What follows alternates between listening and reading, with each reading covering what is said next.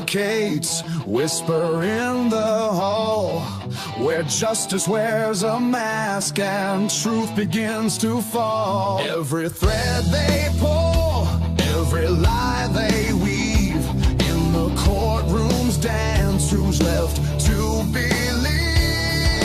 Oh, the devil's in the details, hiding in plain sight, innocent until the gavel steals the light. True crime echoes through the hollow night, fighting injustice with no end. The devil's in the details, hiding in plain sight, innocent until the gavel steals the light.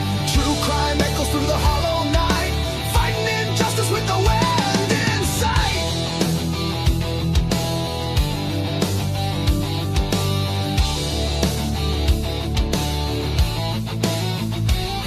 A photograph fades where the truth once stood, blurred lines between the bad and the good.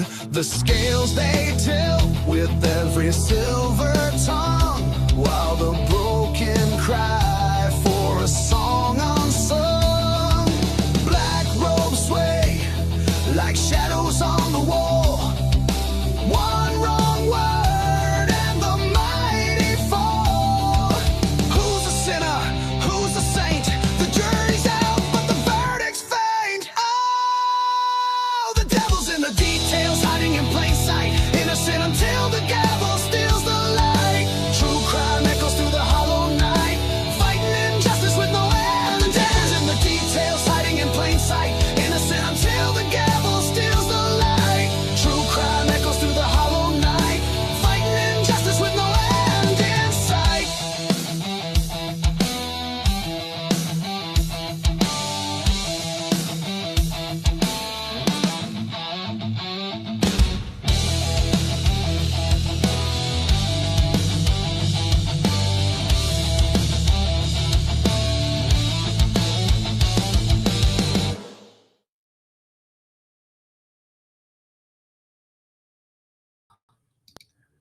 All right, lovelies. Let's get a wave from backstage. Make sure that my audio is working before I get started. Fantastic. Okay, it is another, and yes, we do have JJ from State of the Deep. He just popped backstage. We were all asking whether he was going to make it tonight, and I'm like, I think so. But anyways, we weren't sure. So things are getting things are getting weird in the Idaho 4 case. I'm a little rattled. I had a weird day today.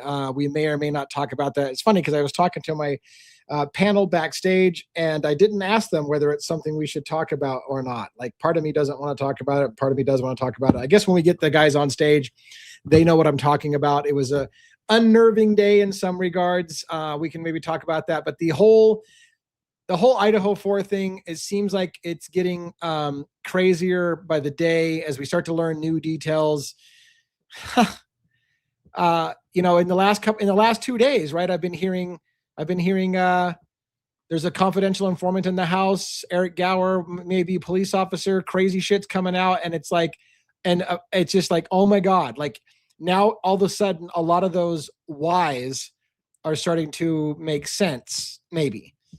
I don't want to be a crazy conspiracy theory story, right? So I feel bad because I feel like I want to make sure that we have receipts, but we do have receipts. We literally heard these people say, one of the victims is a confidential informant. A CI is what they actually said. But so it's not like we're just speculating. Like, we were speculating before, but it's not a speculation when they say it. It's not a speculation when someone says they're a cop and they're working with, whatever. It's, oh God. Anyways, let's bring the panel up on stage so we can talk about it as a group. Last night was crazy. As you know, we had a big after show where we showed some photos, but we did that on Discord, not on the YouTube. We still got a content moderation flag on YouTube saying that maybe what we were talking about was inappropriate. So, which is funny because we didn't show a single photo, not one, last night on the public stream, but they still flagged me for inappropriate content discussion. I have a feeling that's coming from certain people that are watching the show and are getting upset with what we talk about. So anyways, let's bring up Dago. Dago, how you doing? Again, this is just those in the order that they came in. I'd say forget about it, but I don't think we can. Jesus. I don't think we can forget about it. No. I'm a little nervous, brother, man. I would talk about it if I were you, bro. I mean, I would let the whole world know what happened because that way it's out there. It's imprinted in the world. I would. I think we will. I'm getting some thumbs up from others backstage as well, so we'll probably do that. Let me get the rest of them up, and then I'll explain the weird experience I had today. There's no names. We're just gonna explain the weird experience that I had today, and I'll explain it in detail. And it's just food for thought. So, anything special on your mind, by the way, before I bring up other panelists, since it's just you and I at the moment? Well, anything. Well, I mean, there's a whole lot to talk about. I'll say that much. A whole lot to talk about. That being said, I mean, that's pretty much everything that's on my mind right now. And again, I'm grateful to be here with you guys again tonight. As always, this is the highlight of my day, as always. So let's do this. It's funny that you say this before I bring Robin up. American Beauty. This is the highlight of my day, was a line from Kevin Spacey. Do you remember that scene? Yes, I'm not going to explain it, but every time I hear someone say, this is the highlight of my day, I got the Kevin Spacey scene in American Beauty in my head.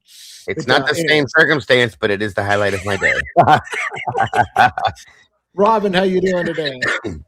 I'm doing well. Thank you. I'm glad. Yeah, you did have a weird day. I did have a weird day. To be frank with you, I'm a little rattled, and maybe it's just because I'm paranoid.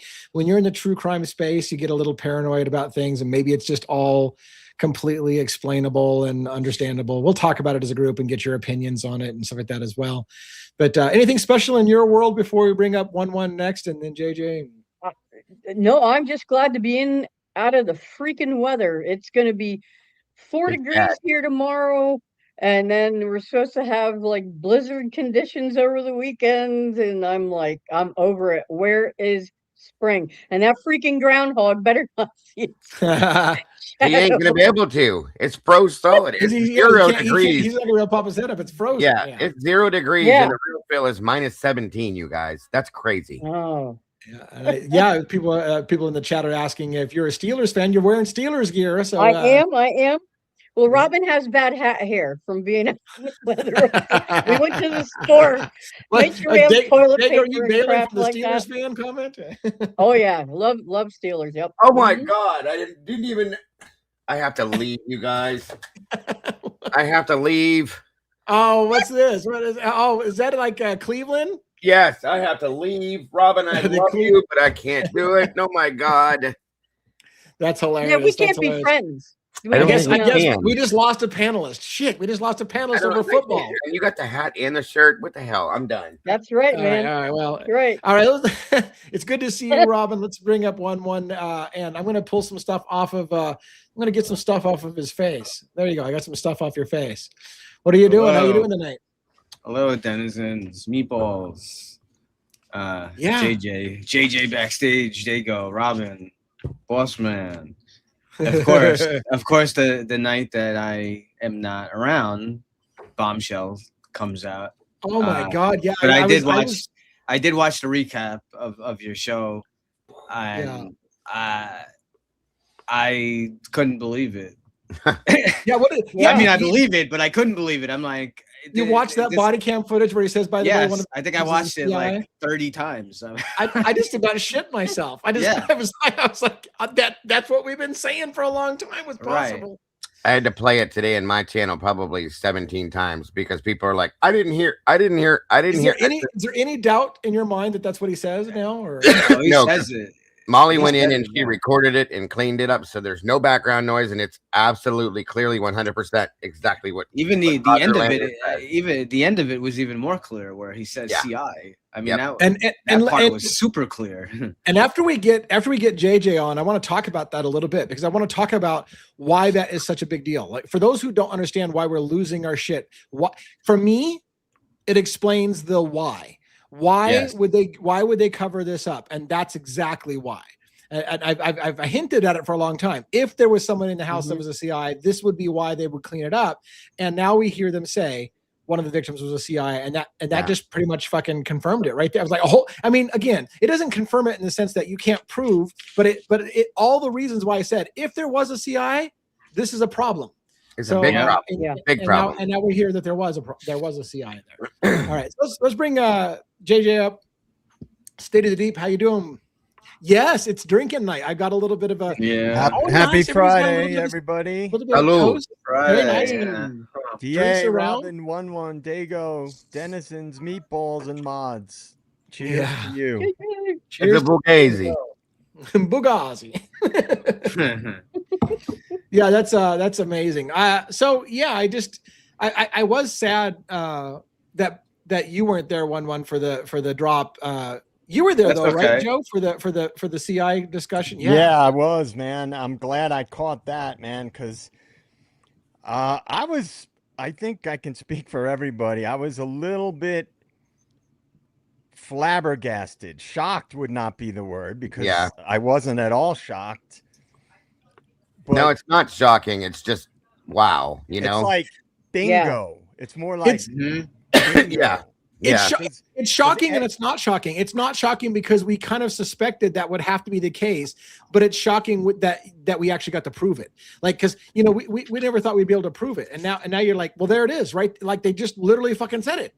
And that's And what I said on also- my show today. I said, we've been asking like a motive. Why did this happen to these poor kids? I said, well, and then I played it and I said, bingo. You know what I mean? There Like we Joe are. said, bingo. I think Yep. the reason why last night was probably the most significant stream that I've been on of all is because it's like the aha moment that ties so many different things together and clarifies Yeah. things, Right. which Yeah. is what we've been Yeah. trying to do, right? For all this time, try to make sense of it all. Yeah. Right. And for those who before I get into it, 1-1, do we Yeah. want to do Yeah. a monologue tonight? Sure. Okay, let's do that. Before I'll we do get it. too into it. Jackson, Juliana, my wife, love you guys. Have a good night. Is it good to be alive in the den on a Friday night? This is not a true crime show for people who want to be reassured. This is not a show for people who need things to make sense. And this is definitely not a show for people who believe the first story they're told. This is Devil's Advocates, where the lights are low, the questions are uncomfortable, and the truth doesn't come with instructions. Every crime has a moment before it becomes a headline, a moment before the tape goes up, before the cameras arrive, before someone decides what the story is going to be. That moment matters because that's where the truth usually gets buried. We're told the system works. We're told mistakes are rare. We're told to trust the process, trust the experts, trust the narrative. But history tells a different story. History tells us that evidence gets missed. Pressure creates shortcuts. And once a conclusion is chosen, everything else is made to fit. We don't play that game. Here, we rewind the tape. We re-examine the timelines. We follow the evidence where it actually leads, even when it leads somewhere inconvenient. Even when it points away from the official version. Because justice doesn't care about optics, and truth doesn't care about reputations. In this space, nothing is immune from scrutiny, investigators, witnesses, experts, suspects, even the conclusions everyone else already accepted, especially those. We ask the questions that get you labeled difficult. We say the things you're not supposed to say out loud, not to defend the guilty, but to make damn sure the right person is being blamed. Because once the story hardens, once the public decides, once the machine starts moving, stopping it becomes almost impossible. So we slow it down, we pull at the loose threads, we sit with the doubt, and we let the devil do what the devil does best, challenge the truth. If you're looking for easy answers, this isn't your show. If you want certainty, you won't find it here. But if you're willing to question everything you think you know, you're in the right place. This is Devil's Advocates. No comfort, no closure, just the pursuit of what everyone else stopped looking for. And with that, live from New York, it's Friday night. Thank you very much for Great that. job, buddy. Great job.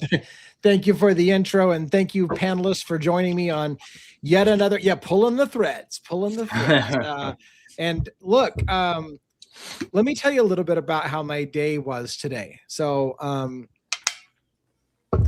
I had decided I got a brand new drone. You know that I got a drone pilot's license, and I wanted to go up and do some aerial footage over the property. And because I didn't want to step onto the property because there's no trespassing signs on the property itself, the lot where the house used to be, 1122 King Road residence, but it does have like a chain over the driveway, right? So it's kind of implied that you shouldn't go on there, but there's no trespassing no trespassing signs. But even so, I was like, you know what I'm going to do? I'm going to take my new drone pilot. I'll just drop a drone over the fence into the property and kind of get a view of the property, whatever. And I thought I could do that. Turns out, number one, when you have a drone pilot's license, you've got to check with the FAA, and that's protected airspace. Believe it or not, right over top of 1122 King Road residence is protected FAA airspace because they have a helipad and an airport nearby, and it's protected airspace during daylight hours. So if you want to film during the day, you've got to get approval from the FAA to fly there. Believe it or not, I actually got approval from the FAA to fly there. And so I had a window in which I was allowed to fly my drone in the area. As a safety precaution, as I was trained by my pilot's license, I need to double check for power lines, trees, obstructions, height off the ground, above ground level, to make sure I don't go too high and get into involved with potential air traffic and all of that. So I decided to get out of my car with my wife in the car. We were parked behind the 1122 King Road residence. And we walked, I walked, sorry, my wife stayed in the car. I walked and I had, by the way, my chest camera on that I've filmed with Joe and I when we were out there.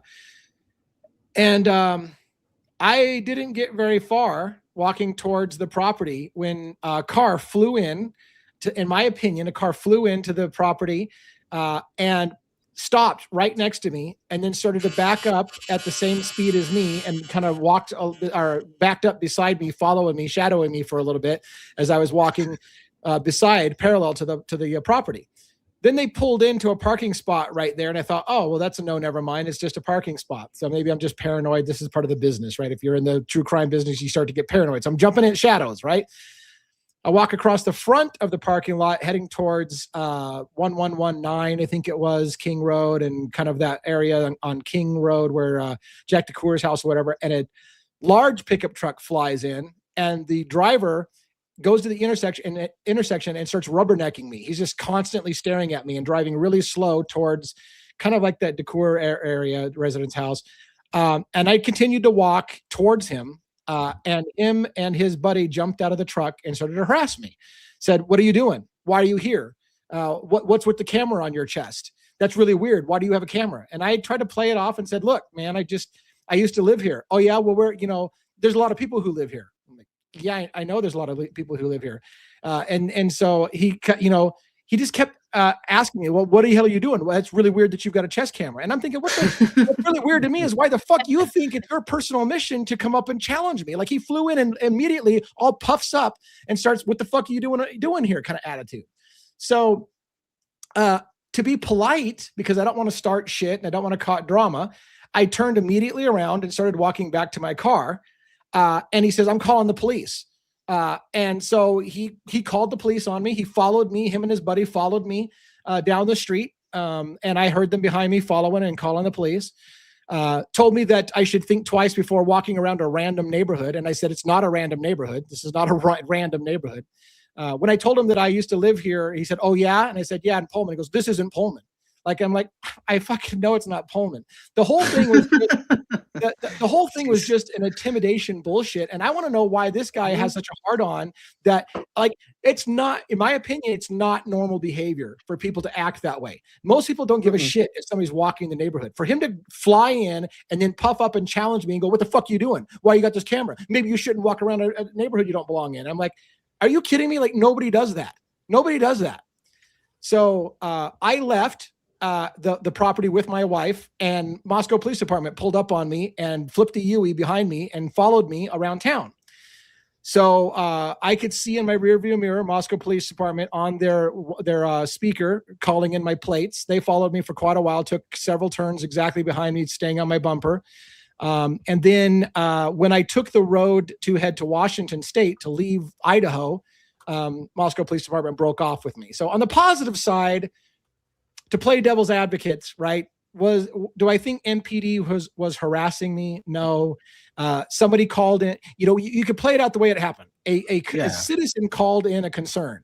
This guy's acting suspicious and he's walking around with a camera. So MPD responded to it. They ran my plates, didn't find anything, and then broke off the following me. So it's no big deal, but it was a little unnerving. It's a weird way to start the day when you have somebody challenging you in your face, asking what the fuck you're doing there, telling you should, stay out of their neighborhood, and then the cops are following you and flipping a Yui and following your car on your tail to see if you do anything wrong. And I told my wife, said, we're getting pulled over here in a minute, so make sure you got a recording going because we're going to get pulled over. Well, we didn't get pulled over, thank God. They broke off, but it was unsettling. It was unsettling. What do you think, guys? I mean, it's unsettling. I'm going to say real quick, if you're watching, whoever that was, shame on you. Like, grow up, okay? Because and why? Yeah. What are you so worried about, boss? It's crazy. It didn't seem normal. It didn't seem normal to act that way. I mean, the guy was pretty young. I want to say he's early 20s. So then I started doing the math. Okay, well, this is a case that's three plus years old.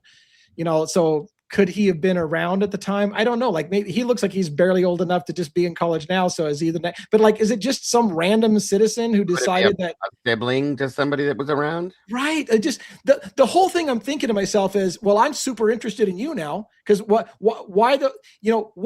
was not normal. So now the fact that you're so concerned makes me think I need to be knowing who you are. I want to know who that guy is now. Bingo. That guy being up in my ass means that he's obviously bothered by something, and I want to know why he's bothered by it. I guess we need to figure out who that is then. Yeah. Yep. My theory, and I know this will sound very suspicious, I can't help it. I think when you call the FFA, or the FFA, whatever, and I think somebody in that area tipped somebody off that there's going to be a guy flying a drone. And I'm sorry. I just think that knowing how that area is, that is very bizarre that somebody was on you. They were there too fastly to not. It's like they expected you to be there. Yeah. It did feel like both the car and the truck that pulled in very quickly after I got out of the car, as if it was like somebody's watching the property. And once they saw that I got out of the car, everybody flooded the scene to come in and bark at me and intimidate me to leave. So, and again, I don't understand the need for that. I don't understand the need for that at all. Like, what are you so fucking afraid of? Like, I'm an old dude walking your neighborhood. Why the fuck is that a major concern to you? And, what could you possibly do there that's going to cause a problem? That's the other side of it. What could you possibly do that's causing a problem? No more house.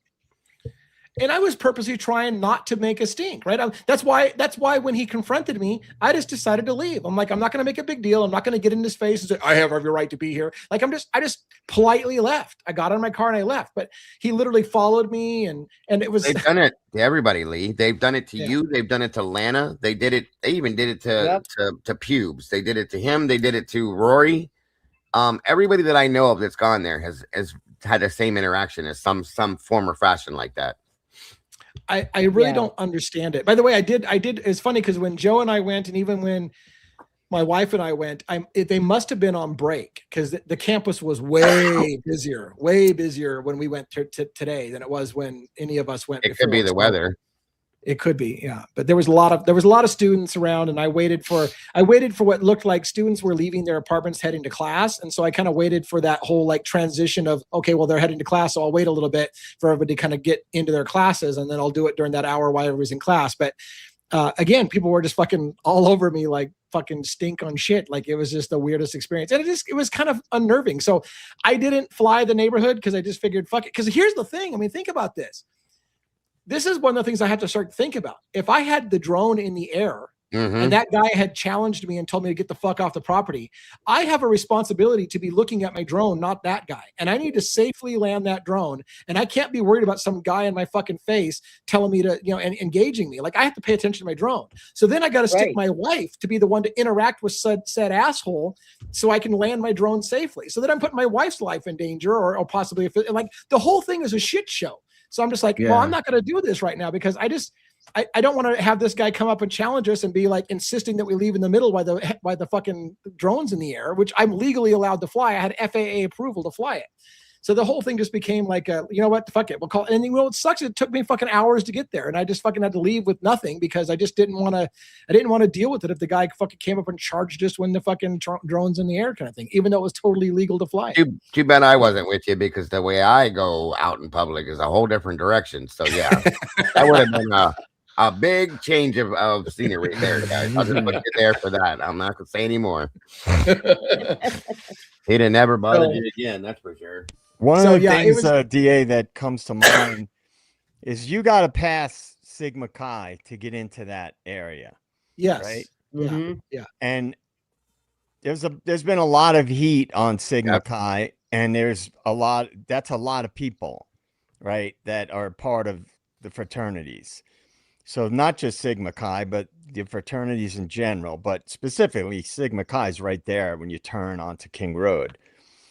So you never know if they could have saw you pull in there, and some people from Sigma Chi saw it, and then somebody was like, who's that? I don't recognize that guy. He's going up towards that way. And then, they maybe since all this happened, because of the heat that's been on Sigma Chi, they might really be on edge. Like you and I never got out of the car when we were there in that area. And I always had a gut feeling like that people would be on edge in that area. And that's why I didn't really want to draw too much attention.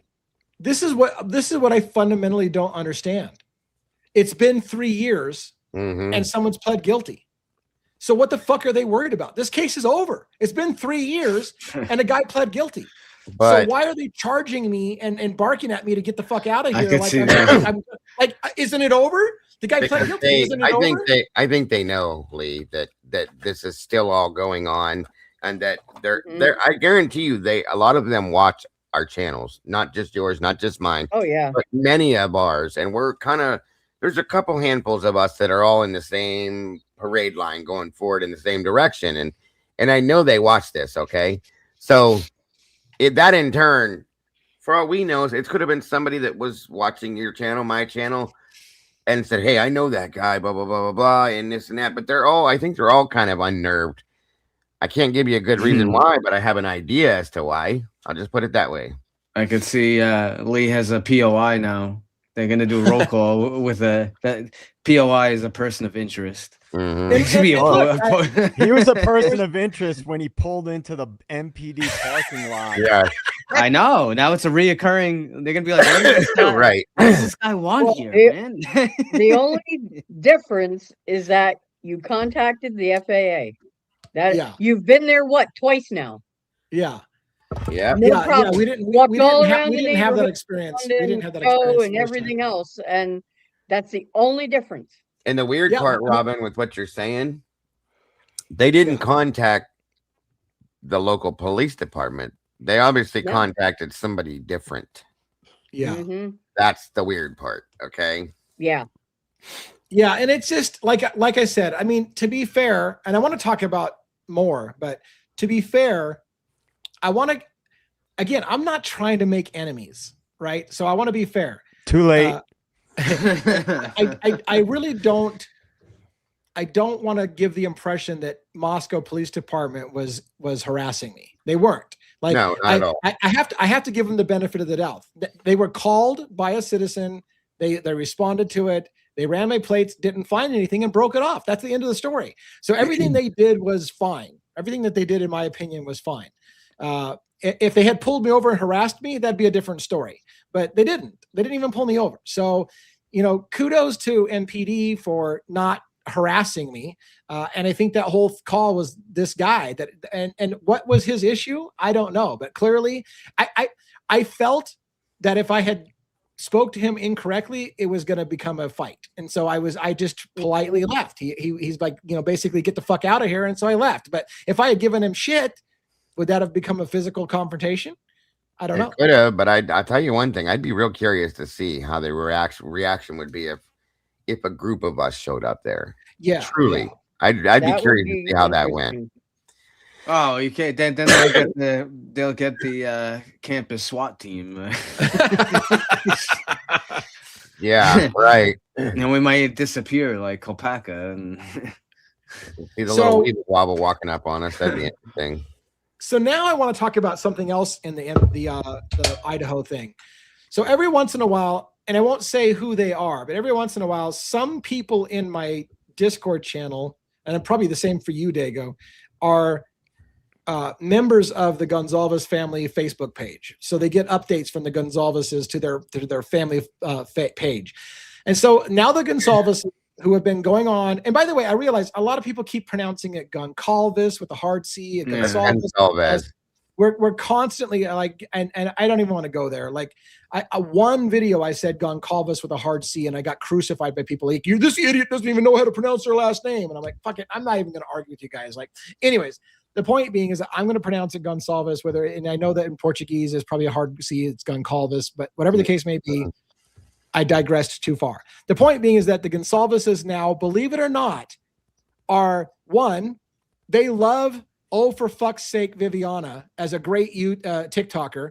And now literally they're saying we've decided that the family might start going on social media and talking to TikTokers. And I know that Viviana is going to be their fucking first choice, but they're literally saying that we're going to start going on social media. So what the hell with this? Like, really? Now the family's going to come out and take somebody like fucking Viviana, or they'll go over it other than shitting on other people, and then talk about, oh, she's a great TikToker, we're going to go on her show and give her, like, it's a joke at this point. This is a joke. Mm-hmm. Don't forget they also have the Drunk Turkey show as well. So oh god, yeah, that's the other one that would be you. And that and they keep pushing this dark side of true crime. Right, there's this shame new one that wants to get to the truth, and that's it's I only saw a few of her stuff. She's some kind of defense lawyer or something. She claims, which is really weird, because you would think, being a defense lawyer, like, are you? You would think she'd have, yeah. There's a lot of people on the payroll. For sure. Right, Joe. Right. Yeah. Right. And you know what's funny, Jen? This is a great comment. It is. When I saw the Gonçalveses were saying we might go on social media, I was thinking, great, come on my show. Because I'll be honest with you, I will be nice to them. Yes. I will be polite to them. I literally want to ask them questions politely, not like an asshole. I will be polite to that family. I have sympathy for them losing their daughter. I really do. So I would be polite to them. Now, will they ever come talk to me? No, because they list me as one of the shows that they think are full of shit because we question the official narrative. But I would love to be able to ask some questions and say, look, and here's how I'd approach it. And I know I'm not going to, but here's how I'd approach it. I would say, look, a lot of people would love to put this to bed. Tell us what you know that would finally put this to bed for us, that we know. So, if you guys know something that you're holding back, say something, because we've got questions and we want to put it to bed. We want to be in your camp. So convince us that we all have it wrong because we haven't seen it yet. And I would do the same thing on my channel, and I would not allow anybody to be disrespectful. I would be nothing but absolutely respectful, 100%, but it'll never happen, like you said, because we're not on the right side of the fence, period. Right. Well, I mean, it makes sense to me that logically that the Gonçalves family would be pushing back on alternative narratives, because if hypothetically their daughter was a confidential informant, then theoretically her being there could be connected to the collateral damage that took place. So they would have most likely known that she was a CI, and therefore there's probably a lot of guilt. Again, hypothetically, it might be a lot of guilt to know that your child was involved in something that could have led to other people ending up as collateral damage. And the sad thing is, Joe, that's a good point. It's not her fault. It's not her fault at all. If anybody they should be angry with, if that were to be the truth, it's Moscow Police Department and Latah County. That's who they should have been mad at and should be mad at the entire time because of the entire situation, in my opinion. So, very good point, Joe. Well, the question that I was thinking about a lot, because I was up late last night scouring the photos. I don't know. I couldn't get to sleep after we got off that No, Discord. me either. So I was like just going through and analyzing stuff for a couple of hours after that. And I just can't get past the idea of if there was a CI, what agency was it through?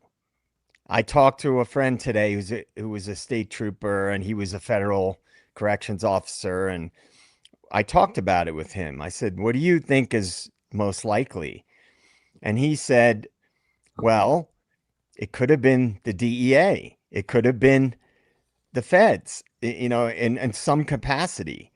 Because I explained to him, he doesn't know the background. He knows the basics of the case. I explained to him a lot of the background and documents that have come out and things like that. And he said, well, if there was a multi-agency task force in the area, it could be any agency that there was a CI for. There was two agencies in town before this happened, Joe. That's another good point. FBI and DEA were both there on the ground. And if they grabbed a hold of one of these kids and said, hey, why don't you help us out here? Do this, and that. That would make perfect sense. Absolutely. Yeah. Absolutely. And let me real quick. I love to highlight, like Robin did, highlight the people who are brand new to the channel. So here's somebody who's brand new to the channel, just discovered your channel, never considered the slangs to have more than one person. Do you feel it could have been drug related? Yes, because especially right now, we've theorized for a while if. And look, I'll try to summarize a long, complex thing. There's a document that exists that's public record. It's out in the public. You can read it. We've done it on our show. The University of Idaho and Pullman Police Department had an agreement to embed police officers in the fraternity life, in the sororities and the fraternities, to look for things like drugs in the fraternities and sororities and Greek life. So we now know that was an ongoing thing. And we also have a video recently that we just watched where an officer said one of the victims was a CI. They were working with the police department. So if they were ratting on drugs moving through Greek life, that's the kind of thing that would get people killed. As soon as somebody who's losing potentially tons of money in the drug trade because somebody's working with the cops, they're going to kill somebody that's snitching to the cops. So did that house get hit and everybody in it paid maybe collateral damage? Or it very much could be drug related. Absolutely. And I've seen a couple people, DA, over the past couple of days in my channel that have said that they think, because we were talking about targets yesterday, okay, based on we were going through the crime scene photos again. Two people in my chat yesterday said that they believe that all of them could have been the target. And I stopped and thought for a minute. 3 of the girls and 3 of the 4 victims had just recently left and separated from their sororities. Very conveniently. Yeah. Now finding this out, it made me wonder, did they leave the sororities because they realized there's an issue going on here? And being that they're all housemates to live together, did they say, hey, we need to get the hell away from this? And this could be partially what's going on. You know what I mean? And I don't like to be too speculative. You know that I'm afraid of being lumped into a conspiracy channel. But I want to say this: somebody that I talk to outside of the channel on a regular basis in a private communication said to me, DA, what if every fraternity and sorority, once they found out about the agreement of embedding police officers, were going, who's the fucking snitch in our sorority? Who's the fucking snitch in our fraternity? And could that explain Hudson Lindau being killed? Could it be Hannah McCleary being killed? Could it be like, were people finding out who's the fucking snitch in our house? And did that lead to, and again, 100% speculation. But I was like, wow, that's a really interesting question. It's a really interesting question because again, there's some other murders or other deaths that are unexplained and sealed, and they don't want to talk about those either. So is it possible Greek life was getting word that there were snitches in Greek life and spying on the fucking drug moving through, and people were getting rubbed out when they found out who the snitches were? And the last thought I want to do that before I take myself off camera and let you guys talk for a minute, because I want to step away and grab something, is what if, for example, just a hypothetical, I want to get your opinion as the panel to talk. What if Ethan, for example, was a CI for his frat? And what if Kaylee was a CI for her sorority? And what if Maddie was collateral damage because they were going after Kaylee? And what if Xana was collateral damage because they were going after Ethan? And maybe that explained why 4 people died. So, those are some questions that have you guys banter. I'll be. And I wanted to devil's advocate on you, Dago, something that you said about all the girls leaving the sorority around the, saying that they're CI. The problem with that, though, is that would create a red flag. They're basically highlighting themselves that. Well, you're right. You're absolutely right. So, but they also did give different reasons for leaving. They did. The problem right there is that they said, but if they were, I'm just saying, like, if they were heavy embedded in some kind of investigation going on, whatever FBI or whatever group, they would try to convince them to just stay with it until they're done. So unless there were threats that were being made within sororities already, and that's why they stepped away, because it was getting dangerous, maybe. You know what I mean? But you're right. You're absolutely right. Well, I was going to say that I did. Sorry, Joe. No, it's all right. Go ahead, man. What I was going to say, though, is with what DA said last week, you guys, you were there when I did a show about multiple other people whose lives have been lost around this. And I didn't even cover them all. Okay. Yeah. And it kind of like lit that in my brain again. Like, again, one more time. Yeah, that makes a lot of sense. So go ahead, Joe. I'm sorry. Yeah, no, that's cool. What I've been saying all along is, about the school having a lot of sway over this investigation, right? And we know that's the case. And now we know for sure that's the case. I mean, it makes perfect sense that something crazy like that happens, and somebody that was working in conjunction with a codified program that the school had in place to have people embedded in the system was the cause of a multiple homicide within the school. That school, that is the last thing that school would ever want to get out. And so they would be on top of MPD not wanting that to get out, but because the school codified that into the local, an actual program, that you really think, imagine this, parents around the country who are thinking of sending their kids to U of I find out that the school had a program in conjunction with law enforcement to use students as informants, and it got 4 students killed. Right. That would be only would parents never send their kids to that. The bad press that they would get, the blowback would be astronomical. Right. And lawsuits. There would be lawsuits. It would be insane. That's what I'm saying. And then add to that. Yes, you're sorry, Dago. You're hitting it exactly. This is the why.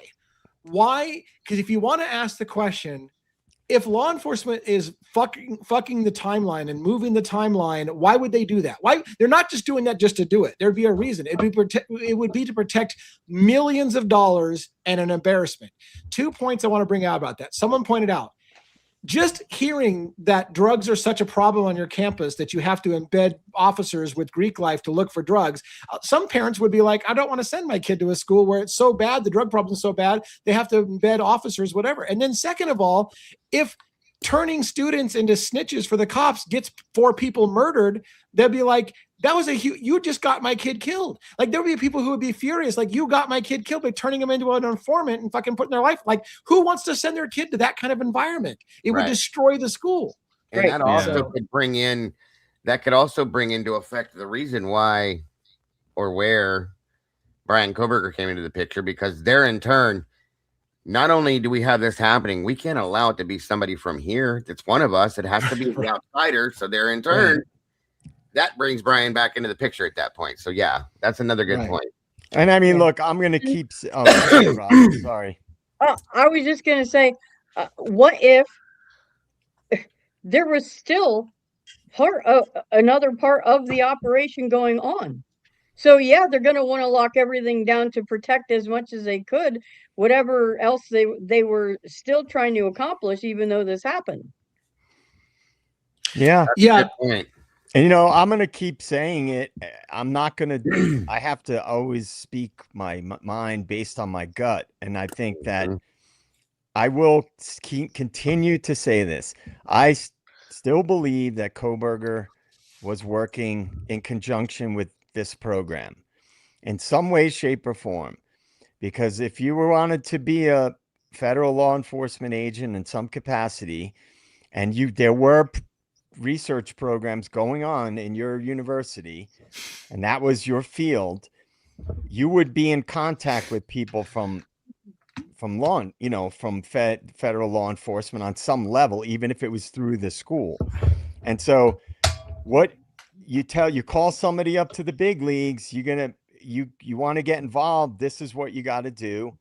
And they bring him in, insert him into the picture, because God forbid it were to get out that murders happened as a result of this program that was going on at the school. So you want to insert somebody into the picture that is not connected to drug trafficking,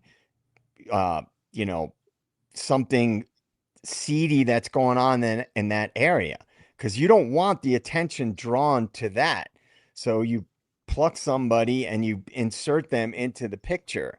Now, I do agree that it's plausible that he was framed, but Yeah. in my opinion, I believe that he is part of this whole big picture, and that there's bigger forces at play when it comes to Brian Koberger. And I'm going to stick to that. And if I'm wrong in the end, I'll own up to it. Yeah, you could be right, and that could be the reason why if you look at other aspects like Hitler, like not giving in on anything, like just being one way, everything against Koberger, like stuff like that would make sense. And without mentioning any names, there's a lot of money behind all of this. Yeah, I was just going to mention this. I think the contract was $16 million for the Moscow Police Department, Idaho connection, University of Idaho, to do this program of embedding officers in the Greek life. And so if you think about that, again, is it crazy to ask, would that entire program of embedding officers in Greek life and turning Greek people into CIs, would that get completely shut down if that process got 4 kids killed? Yes. And if it would have gotten shut down, that means they would lose millions of dollars. And bingo, dude, you nailed it. The motive. That's it. They'd lose millions of dollars, and people high in power would possibly lose their positions too. Dude, that was it. You basically just explained the crux of the bigger picture. It's all about money. What do we always say? Follow the money. If it was connected to that program, then there's no way that program would be able to continue. Right. So, that I feel like we just need to make sure people understand it makes sense that they would not, if somebody was a CI on the house, and because they were snitching to the police, they were confidential informant, they were snitching to the police, that got 4 kids killed. If that was a scenario they set up because they were encouraging students to rat to the police about drugs, that would be a huge motivation to cover that shit up, because they don't want people to know that they got kids killed because they thought it would be a good idea to turn kids into confidential informants.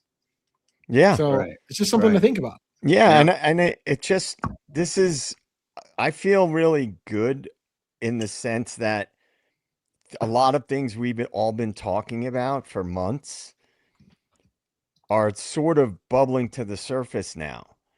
And I- people will think I'm I'm sorry, crazy. Joe. I just want to handle something. Let's be respectful in the chat. We're not going to put up with name calling. If you don't like what's happening, if you don't want to be here, then just find another channel to watch. But we're not going to put up with disrespect. Okay. Sorry, Joe. Go ahead. No. It's just a lot of the things we've all been speaking about for a long time are bubbling to the surface now. The Yeah. follow the money, the big picture. I always stand with that as a foundation for everything that I discuss. And because it has to make sense. The why has to make sense. And I think we're all on the same page when Yeah, it it comes helps. to that. Yep. And Yeah, so 'cause it would fall back on both the college and the PD because Mhm. they came into the contract together. Okay. Yeah. So being that they both agreed to the contract, that's going to look bad for both of them. So in turn, all the secrecy, all the covering up of this and that and everything else, 100% would make perfect sense to me. And keep in mind, a condition, we read it online. It's a public document, by the way. It's publicly available. You just need to know where to look.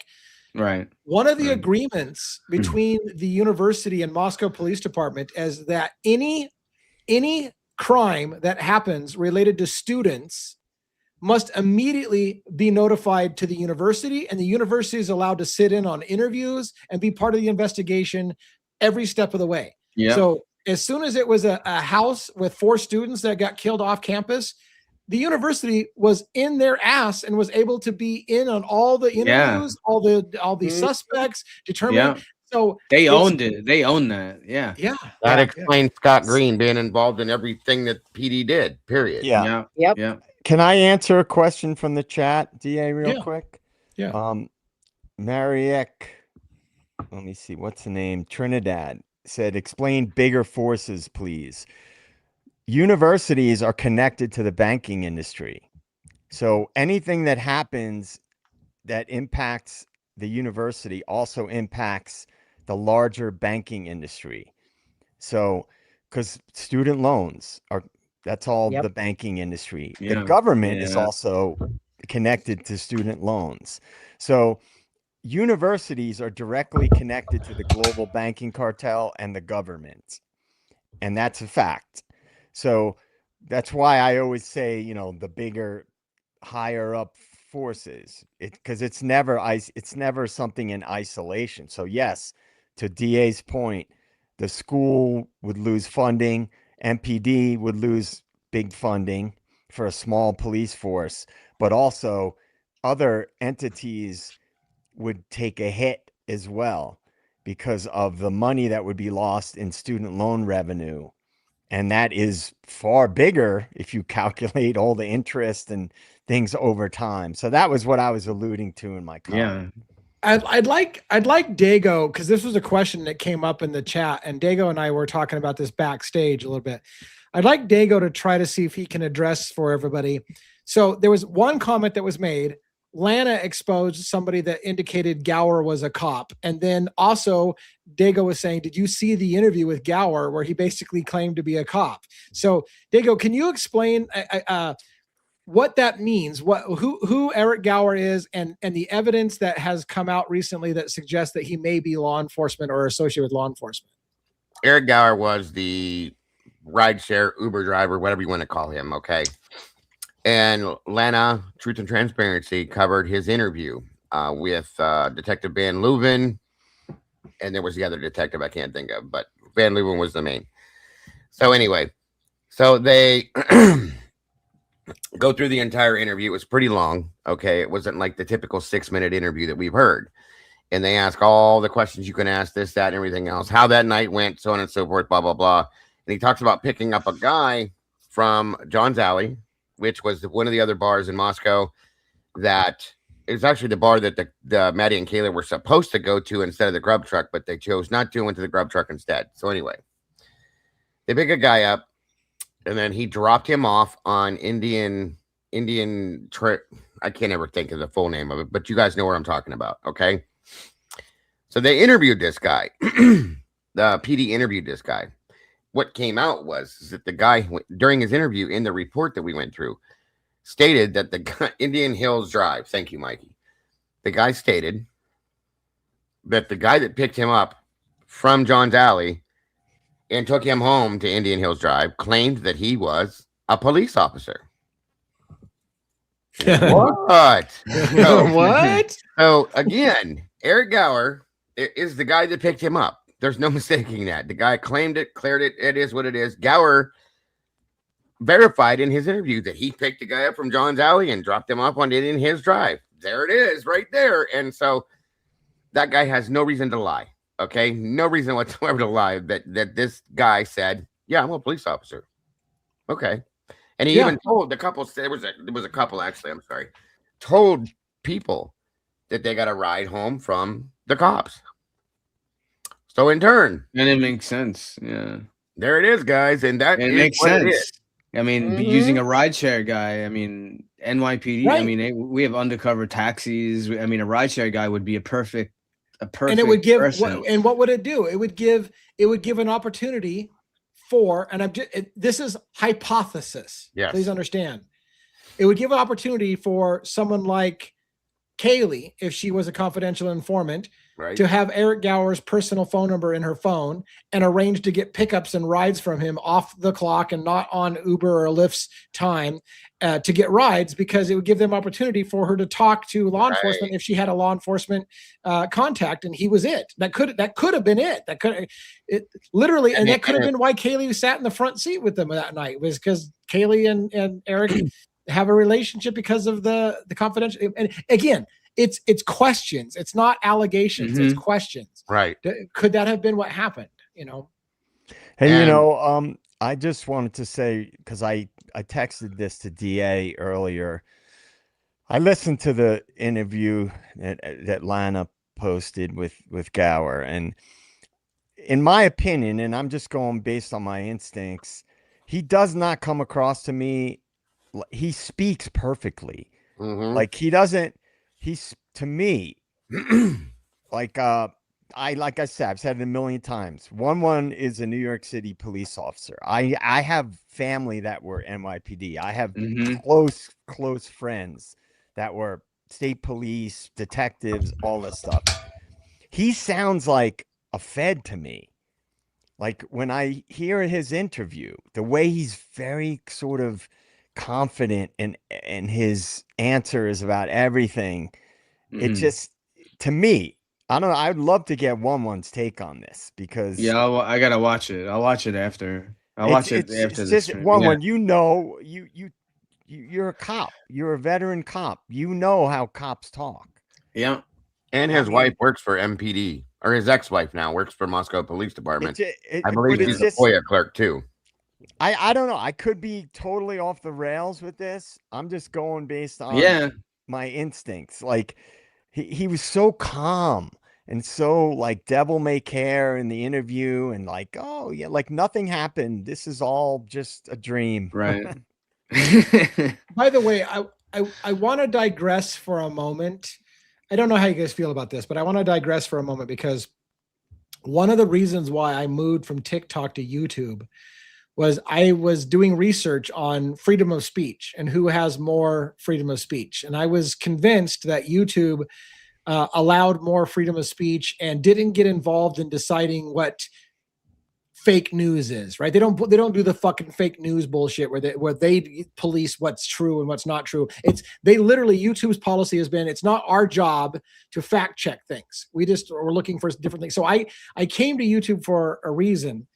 And I want to give a shout out to YouTube for this. Lately, the last few streams, we keep getting flagged for inappropriate information and trying to demonetize our videos. And tonight, I submitted a human review, and they've removed the flag because we're not doing anything wrong. So I want to say kudos to YouTube that we can talk about true crime, and they agree that we're not doing anything wrong, despite the fact that I think some people are trying to get the show shut down, think that we're not allowed to talk about what they're doing. But I just want to do a shout out for YouTube for supporting when we're doing it right. Because again, and I'll try to finish this side tangent. We specifically said last night we didn't want to show certain crime scene photos on the public stream because we wanted to protect the public from seeing something that they weren't prepared to see. And so we didn't do so. We're trying to do the right thing. So screw the people out here who think that we're a bunch of shitholes trying to be assholes. We're not. We're trying to do the right thing. We're trying to engage in adult conversation about a very, very disturbing international case that has public interest, and we're trying to do it respectfully. So those of you who think we're being disrespectful and probably keep trying to flag us with YouTube saying that we're doing something wrong, YouTube looks at it and says they're not doing anything wrong. So anyways, thanks for YouTube, I guess. Yeah, thank you, if you even YouTube, watch man. it for Thank following you, us. YouTube. Yeah. All right. Done. I'm done with that rant. I wanted to bring up, I don't know, DA, what your thoughts are. I sent it to one on Discord, but I don't know if you got a chance to see it. That picture I came across last night. I know we're probably not going to show it on here, but people that already have access to the photos can check it out. What I said about that one image, DA, do you know? Yeah. You know what I'm talking about? Yep. Yeah. Can I talk about that? Yeah, for sure. Yeah. Okay. Last night, Yeah, you got a good point with that. Yeah, last night I was up, as I said, I was up really late.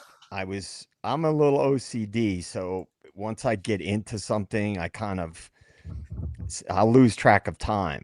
I ended up being up till 3 a.m. last night, and I found one of the photos, and it was of Xana's room, and it was a mirror reflection, and in the area where supposedly Ethan was found on the bed in the corner up against the wall, there was like a very straight sort of, I don't know, rectangular thing, and then what looked like a head covered with something, like something was put over a face, and then between the thing covering the body, or what I think might be a body, and the face, it looked like a neck that was all red.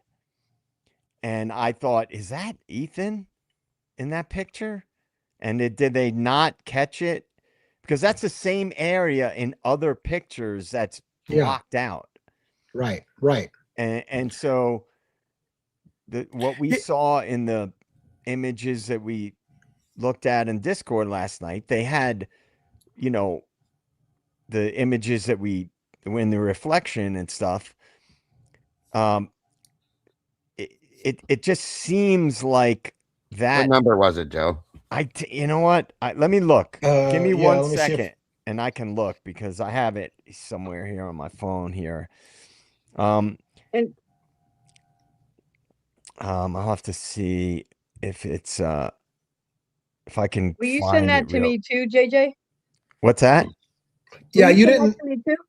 I've got it. I've got the text message from you, Joe, but you didn't tell me the picture number. You just yeah. You know what? I was very out of it last night, and this morning I wasn't. I took a screenshot of it, so I didn't have the picture number on my phone, and I'd have to go back through it. But it's in that room.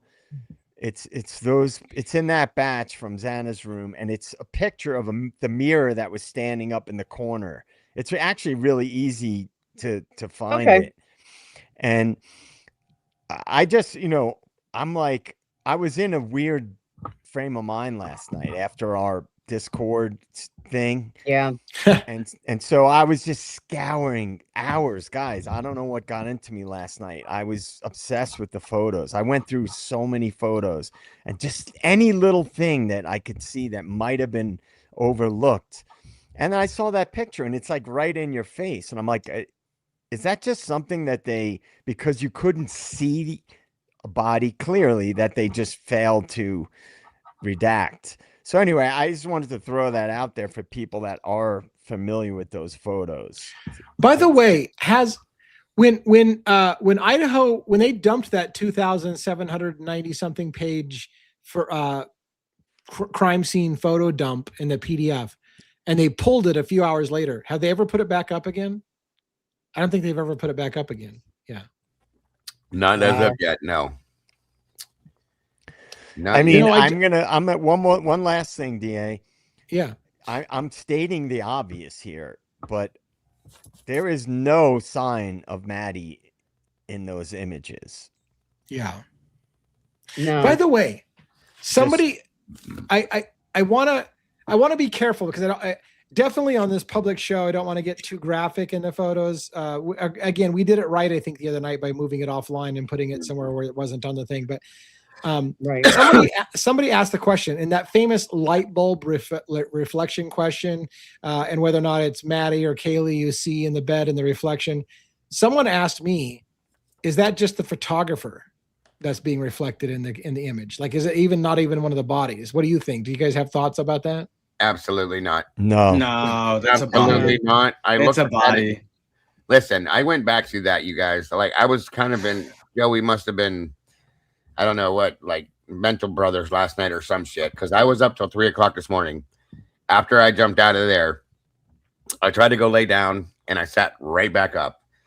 And I got right back on and I started scanning through the photographs and looking. And I went back because that light bulb was been bothering the shit out of me. I went back and looked at it. And a lot of people are saying, oh, that looks like somebody in a Tyvek suit. That looks like this. That looks like that. I'm sorry, you guys. And I hate to say this. I am about 99.959% positive that's Kaylee in that photograph, period. I was looking at different pictures. I went to look at other pictures of Kaylee. I was specifically looking at like side profiles of her. It is absolutely Kaylee. I'm sorry. It absolutely is. And I know a lot of people are saying, well, her face, based on what they said, was unrecognizable, so on and so forth. And again, all we can see in that is this. Okay? This side. And from what I was looking at, I even tried doing a DA and pulled a magnifier out. And I was like, okay. Yeah. And it truly does absolutely look like the shape, the round face that Kaylee has. The hair is a little darker, but I think it's because it's matted with blood and things like that because of all the stuff. It is absolutely, as far as I'm concerned, 101% Kaylee. Sadly, but it is. Yeah. I agree. That's what I said to DA when I sent the picture to him, and I spent hours, guys. It's kind of crazy. I don't know why. I went through those and like looked at it a million times, and her face. I hate to even talk about this. Yeah, I feel the same way, Joe. It's horrific. It looks deformed. Like it does slightly. Yeah. Like the swelling, the chin. Yes, I don't even there's like redness. There's a lot of redness you can see, like kind of like within the eye areas and stuff like that. I agree, so. Dago. You would know far better than I would, having seen a lot of stuff that I haven't seen. But it was, to me, it was actually upsetting, like very deeply very much upsetting so. to me. Very much so. Yeah. But it looked like really bad. Really bad. And I want to say and I know Dago feels the same way, and I know several of the people on the panel feel the same way. There's a part of me that even feels uncomfortable talking at the detail that we do. Yeah. Talking about is something we're not showing. But the question, like, show us the pic. There's a reason why we're not showing the pic. We're not going to do that. It's not even though we probably would be allowed to, maybe under terms of service, having somebody randomly scrolling through YouTube and seeing something like that on the screen is not, in my opinion, responsible. And so, again, I'm not shaming anybody for asking to see the pic, because obviously it's like, well, you guys are talking about, why can't we just see it for ourselves? The only reason I can say that is, look, keep in mind, the families filed a motion to not have the body pictures shown to the public, and the judge upheld that and said, I'm not going to show the public the photos. And setting aside for a minute whether or not the public should have the right to see the photos and examine them themselves, it was a ruling that was made that they wouldn't show it. Idaho put out a big, huge package that accidentally, in my opinion, showed a few images that probably showed bodies, and they may have pulled the whole package because there's a court order that says we're not allowed to show the bodies, and we kind of did, and they pulled it. So and the New York Times posted that too, Lee. They said in the New York Times and the statement they made that it was temporarily pulled back down to ensure, their exact words, to ensure that they did not make any mistakes and miss things. So that's why they did it, because they did. JJ, the picture is 1048. So for those who want to refer to it, we're not going to, go to it on here, but it's number I'm just not- 1048. What And do you let's- think, 1-1? And Dago, when you see it, I just want Yeah. to get your guys' opinion on it. I'll have to go look at it. I will definitely give you my opinion. I haven't seen that one yet because I'm not.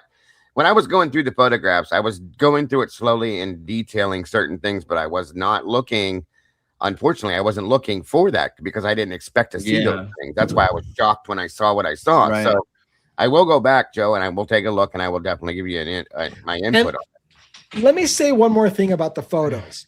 One of the reasons why I feel like the public should have seen the photos is because rumors like Yep. nothing really happened. It's all a witness extraction. Nobody actually died. There's no victims. You never saw anybody being left in the house. Can be settled when you see bodies. Because now the public can look at it and go, well, shit, there's no mistake. That looks like a dead body. And as much as it sucks, it puts to sleep that nobody really died. At least it does for a lot of people, right? Yeah.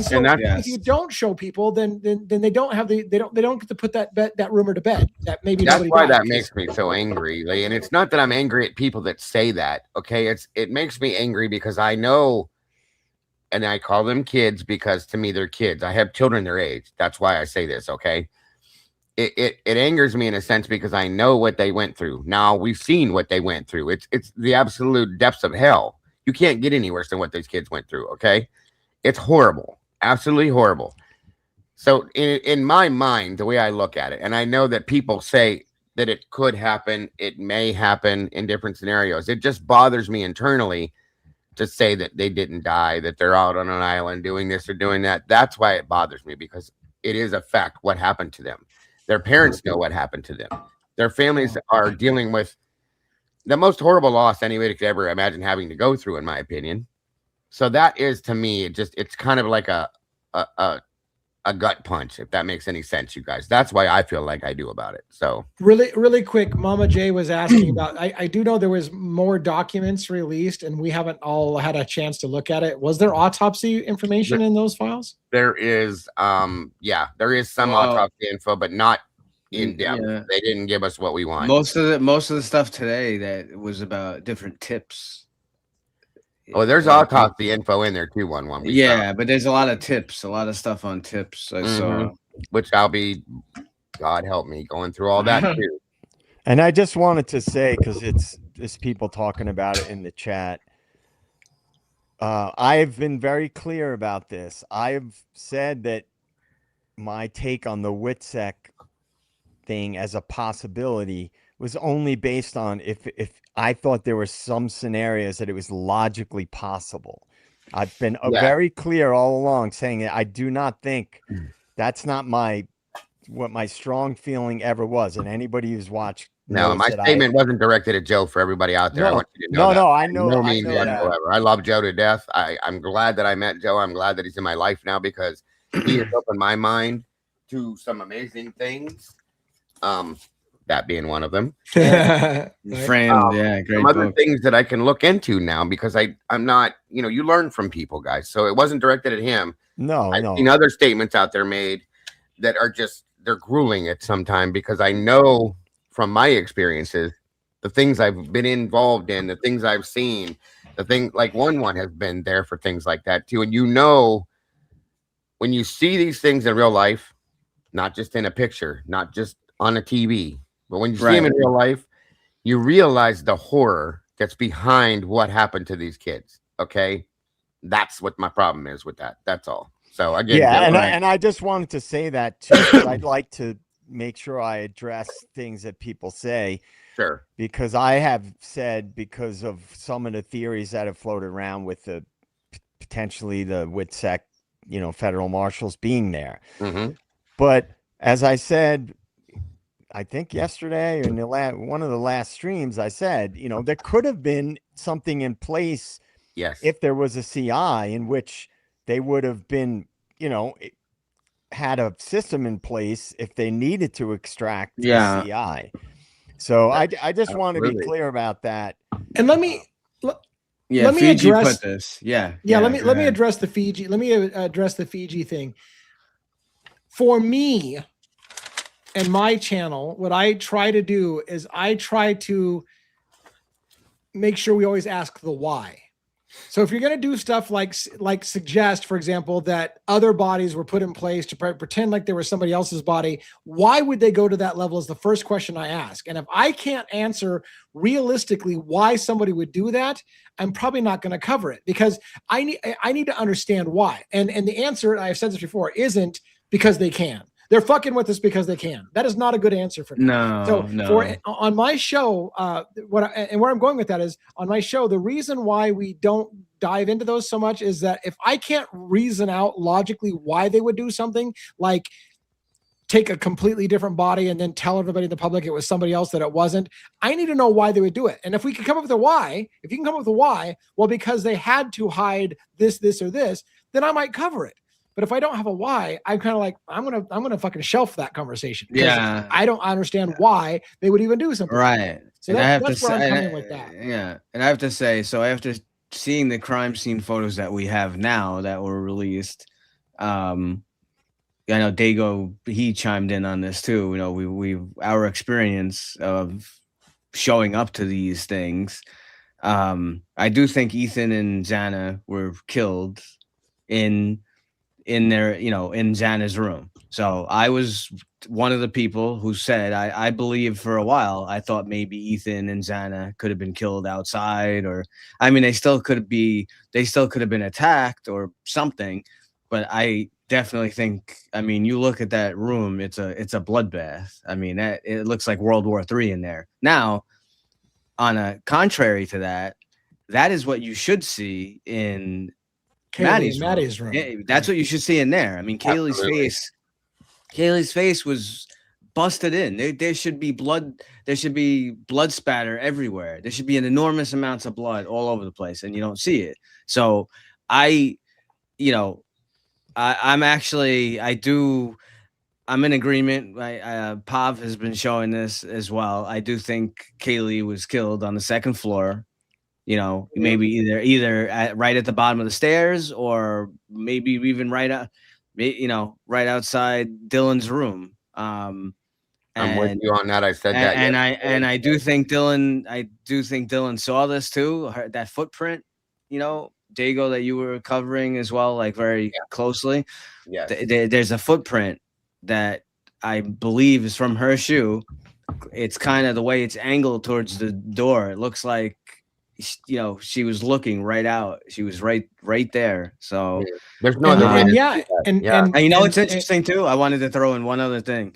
Another thing that's come up too. If you look at some of these pictures from the house, because I know everything is always about attacking Dylan, like Dylan this, Dylan that, because Bethany freaking took a shuttle bus out of the she hightailed out of there, right? Yeah. If you look at where her bedroom is, look at where Bethany's bedroom is. There's a picture that shows the stairway. The stairway goes right above. So if anyone was fighting on the stairway, or they were running down the stairs, Bethany would have heard it. So her saying she didn't hear anything, or she's full of shit too. So real quick. By the way, thank you for the person who donated $20 to Dago's channel on that side. That's amazing. We're co-streaming, and his group and our group are interconnected. And I want to take a moment. Maybe it's because it's a Friday night, and sometimes I tip a few with JJ and whatever. But I want to love bomb you guys for a minute, and just I'll try to be brief. I want to love bomb you for a minute. What a fucking group we have here, guys. What a special show this really is. We got law enforcement experience. We got EMT. We got firefighter experience. We got a freaking brainiac and fucking deep state thinking. We got fucking Robin, who fucking is like, she literally is trained in a lot of this shit and how to hold shows together. We have a freaking amazing channel. So I'll stop love bombing, but thank you for recognizing the people who say, you guys got a great panel. Yeah, we got a fucking great panel, and I'm so damn blessed. Thank you, guys. And if I can add to that, this is, I've seen where shows that have a panel with multiple people like this daily. They do a show every night, every day, whatever it is. I'm not just saying this because I'm sitting here. I'm saying this because even if I wasn't sitting here, and I thought this before I was sitting here, this is the best one on YouTube as far as I'm concerned. The best group of people, the best community on both sides. That doesn't even matter anymore. The best community in general, guys. It's not both sides to me anymore. It's just one big family now. And I'm very grateful to be part of this and very honored to be part of this. So thank you all very much. Forget about it. I just wanted to comment on that too, because I'm not always the most warm and fuzzy guy, but I wanted to say, and I do say we love you, JJ. that I always tell you guys I'm very thankful to be a part of this. I've said it many times. Yeah. And I truly believe this, that DA and I met by just a weird confluence of fucking things that came together, that we would meet and that we would have a meeting of the minds the way that we did from this first second we met each other. And then through him is how I met all of you. And Robin was the conduit for this, because she's the one who responded to my initial message that got me in touch with DA. And I've said this many times for anybody that was on the members only lives in Idaho, how much I love Robin's voice. I think Robin should be a voiceover artist, because she just has one of the most unique, literally one of the most unique speaking voices I've ever heard. And I'm a musician. I'm very sensitive to sounds. And meeting 1-1 and Dago through this right here is something I'm very, very appreciative of. Sincerely, I just wanted to put that out there. And the mods and the den, and now the meatballs that I'm getting familiar with through watching Dago's streams and stuff like that. I'm very thankful for it. And we gotta definitely put, you want to send the love to us. There is no Devil's Advocates and no channel without the guy at the helm. So thank you. Right. We do appreciate you. One show. Yeah. One show. Lee will tell you it was one show him and I did together, you guys. One. That's it. Yeah. I watched this show for about 2 solid months every day. Okay. And I said, you know what? I'm going to see if he will, if we can do something together. And we did one time. And it was like we were holding hands, skipping down the street after that from there on. Not to be weird, but that's exactly what it was. And we talked. I know. And here we are. I love it. I feel bad because probably people are tired of it, but really,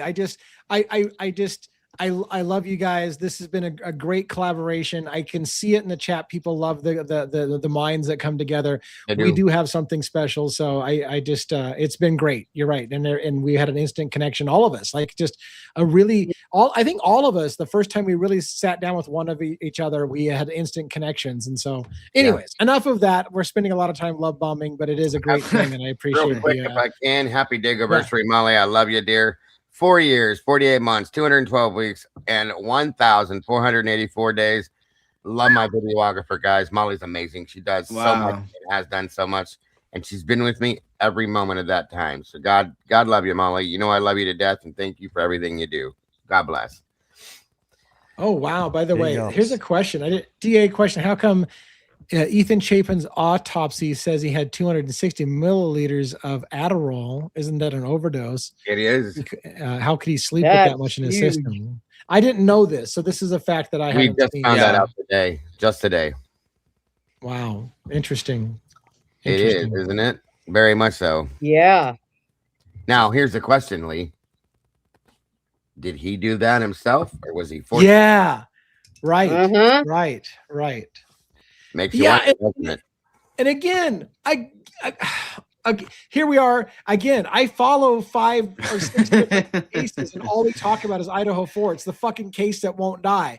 But again, if we had proper autopsy reports so many questions would be answered. Did Xana actually eat the DoorDash food that supposedly she ordered? Because everybody's doing the whole, well, they had to be alive at 4 o'clock in the morning. Xana ordered food. Well, did she eat it? Was it in her stomach contents? Will anybody ever know? Will we know what toxicology reports said, who was drunk and who wasn't drunk, who was high, who was whatever? Like, we need to know those answers to put some of these things to bed, and we're still fighting for the answers. But anyways. Very good point. Very good point, sir.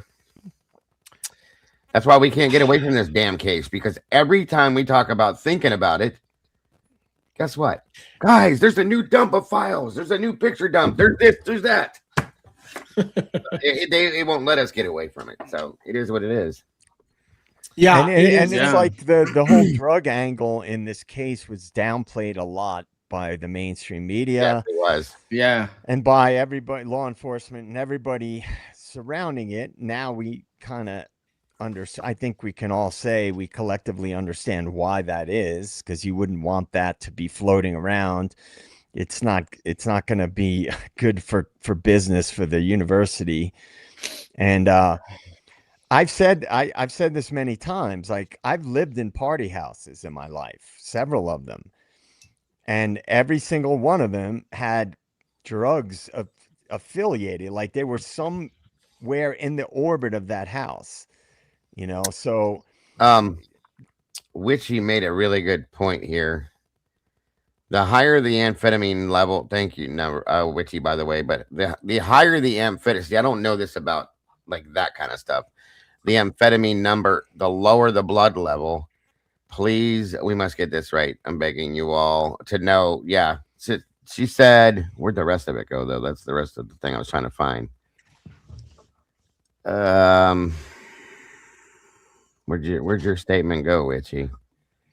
It gives the 260. Your channel's been up for a year. Somebody wished you a happy birthday. You should mention that. Oh, sorry. Did it just happen? Yeah. I'm sorry.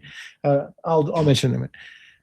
Anyway, yes, that's that. I'm guessing that's true, Witchy. I didn't realize that was how that worked with methamphetamine. So my apologies if I said something opposing that. But there it is. Ethan's dose was 260 below testing level. Xana 12 was a very low dosage. Okay, so thank you. Like I said, about the methamphetamine levels, I don't know a lot about that. So 260 ng milliliters. So there we go. Okay. By the way, since it's been pinned for a while, I want to thank the Mariac Trinidad for the donation and for appreciating what we asked, the questions we have. No worries. My wife stepped in for a second and said apparently we hit our 1 year anniversary on YouTube. I didn't know if that was today or what. So again, we won't go super long on the love bombing, but thank you all for hitting our 1 year anniversary on YouTube. We started on TikTok before YouTube, but it looks like we very recently or just now hit our 1 year anniversary, and somebody wished us a happy anniversary as a channel. So thank you so much for our first year, which was pretty damn good for a first year, I think. So that means it'll be just so much better next year. Yeah, hopefully. Hopefully. Absolutely. So either that or Leo will wind up in a dungeon underneath college. Well, no. I mean, to be honest with you, I mean, we've talked about this. They said there's tunnels, right? They said there's tunnels under there. Look, here's the thing. Like, I'm going to be going to Delphi. I'm going to be going, in the Richard Allen case. And if you believe any of the crazy movies that are out there, small town law enforcement pulls you off in the middle of the nowhere and you just get shot and killed. Like, I'm making a lot of people uncomfortable with this channel. So let's hope we have another year in it. I don't know if I'm gonna survive another year, but we'll see. Dude, I've been here 4 years and it's nothing like what you're gone through, so you'll be good. You'll be doing all right. Good. That's comforting to know. I'm a little bit. Sometimes I get a little nervous. I get over paranoid. I got to remind myself that they can't kill everybody. They can't. Like, at some point, it gets ridiculous. You can't kill everybody. So yeah, and let me throw something else out there too, because I was reading a little bit of that earlier. I didn't get to go through hardcore, but they're putting it in here, and it's true. The whole thing with the amphetamine thing is a different scenario, but Maddie and Xana's blood alcohol levels were bad, and I mean through the roof bad. They shouldn't have been walking, standing, or moving. Yeah, Maddie had point Look, 282. That's high. that's very, very high. Yeah. dangerously Well, yeah. high. The videos you saw of Maddie, she was stumbling all over the Oh, place yeah. and pretty hammered. Yeah, yeah. Dangerously high. So again, you have to ask this question.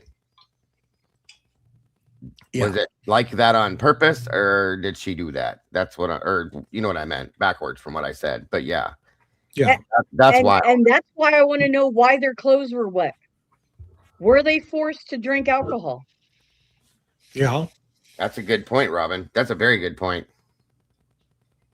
Wow, I never. Yeah, thought I mean, and short of again seeing documents, how are we to know? Did they test the clothing to see what they were wet with? Whether was some people said, well, was it wet with blood? Was it wet with rainwater? Was it wet with shower water? Was it wet? Like all of those things? If they did proper testing on it, we'd be able to tell what it was wet with, whether it was alcohol, rainwater, shower water. Which you just said. I think that Maddie drank more when she got home. Well, like Robin said. Was it being forced? Okay, like come on, guys, something's not right with that at all. That level is crazy high. Plus, at the grub truck, Maddie, I just looked at some grub truck stuff also, and she did not look that heavily intoxicated. Maybe buzzed up a little not bit. Not to that level. Not to that. No. She would have been stumbling all over the place. Yeah. Wow, so that's a lot. mean, well, here's something I don't know if you guys followed the Raleigh strain case. Did you ever see any of that, Lee? No. Robin? Raleigh Yes. string? Riley strain in Tennessee. Okay, no, I haven't. They found him in the river. Man. Okay. They showed a video of him walking through town. And I had to do a side-by-side with Matt. They showed the video of Maddie walking behind Kaylee and Showalter to the grub truck, right? Right. And I was like, I'll be damned. I looked at this video and then I ran them side by side. They're doing the same walk, which drunk people walk the way they walk. It is what it is. Right. But it was so wild. There were rumors that he was drugged. There were rumors with a drug that you can't trace, mind you. Okay. And they were also stating that that people were feeding him alcohol in ways that he shouldn't have had it. And that there was stuff put in his drinks and stuff like that. So I'm starting to wonder now. I really am, especially seeing these numbers and stuff. It's starting to make me wonder if these things could have been done on purpose. Okay. And I don't have any shame saying that because this is abnormal to see this. And people even stated in the reports of the interviews that they gave, they've never seen Maddie that bad. Right. So, I mean, these are all great points. Like where people purposely intoxicated so they would fight back less. Was there a setup involved? Was there pre-planning and motivation, or premeditated murder that happened, or was it just a random drive-by? Some guy that's an incel decided to hit a house full of people and thought he could just get away with it. Like that again. Fundamentally, the Koberger story makes less sense than anything, that he would just randomly pick a house full of people with a bunch of cars out front to kill one person, Maddie. Because that's what they tried to convince us. He was just after Maddie and everybody else was collateral damage. So you're going to pick a house full of cars out in the parking lot and hit a busy house to kill one person. That's what you're in a super tight neighborhood. Anyways, I'm ranting. JJ, you see that somebody asked you a question specifically. Sandy Lou Who, thank you for the question. I've said for a long time that I thought the feds, there was an operation involved in the area before I even knew that there were multi-agency task forces operating in the area. And I won't bore people as to why I thought that early on, but I've felt that, and I just said it earlier on the stream, that were the feds local, LE, or was it federal? And my instinct is that if the feds were involved, it's very possible that they had CIs in the area. Now, as to your specific question, were they looking into MPD? That's also very possible. And I don't even want to go down that road right now because I'd have to put the tinfoil hat on and say, did somebody in local law enforcement find out about this? and then we have to go down a really, really dark road, which I can go down those roads with no problem. But I do think it's very possible. And as I said earlier in the stream, I spoke to a friend who was a state trooper today and asked him his opinion. And he said you have the potential DEA, you have the potential of FBI. Those are both plausible scenarios. So this is a complicated situation, and it's really hard for me to feel strongly about either one, but I think it's very possible. And look, let me digress for a moment. When I worked with security clearance, they were very concerned about employees who had a top secret security clearance that didn't make a lot of money, because you can be bought then by people. Because, like, you know, if somebody comes along with an offer to triple your annual income, you might be inclined to give up government secrets because you're going to make 3 times than you can making your regular job. So it's not inconceivable. Police officers, small departments in small town America could be incentivized to be bought off by a drug trade. They're like, hey, look, if we buy off a couple of cops, double their salary, all they need to do is look the other way and make sure that law enforcement doesn't look. That can happen. And I know that's uncomfortable. We got law enforcement on our channel. Not me. Not you. You cannot buy one. You cannot buy me. Maybe with a cigar. Maybe with a cigar. Yeah, but not money. Not money. Anyways, the point being is that's not inconceivable. In fact, it's almost plausible that the less money your officers make, the more likely those officers can be bought off by big money coming in and saying, look, if you just look the other way on a few things, you can get a little bonus and maybe double your income, you know? And so it's not inconceivable to ask those questions. Where I'm going with that is, could the feds have even been looking into the possibility that NPD could have had some officers that had been compromised by a drug trade and maybe had been working with a drug cartel or whatever because they've been bought up? Those are all things that are not crazy conspiracy theory. That's within the realm of reality, in my opinion. Can I throw something else out to you guys real quick too that I found out today? After this one comment. But are you good, Robin? Yeah, go ahead. Oh, okay. I just wanted to make sure she wasn't talking. So as we find out last night, there's a CI involved in this now. Okay. It started to make me wonder about other things. Well, then I started getting information sent to me like I always do and looking into other things. We already had a talk and a conversation, and I complained like crazy about the fact that the coroner was not allowed in the house until 8:30, 9 o'clock that night. Okay. Right. And other things like that happened too. Like they delayed certain things. Well, gentlemen and lady, come to find out, you know that they did not allow forensics in the house until the 17th of November. Right. I think I did see that. I think it that's insane. And the swab boxes were all in the photographs we went through. The swab boxes are all dated January 27th, 22. And understand this, folks, that DNA, blood DNA specifically, it degrades by the moment. Okay.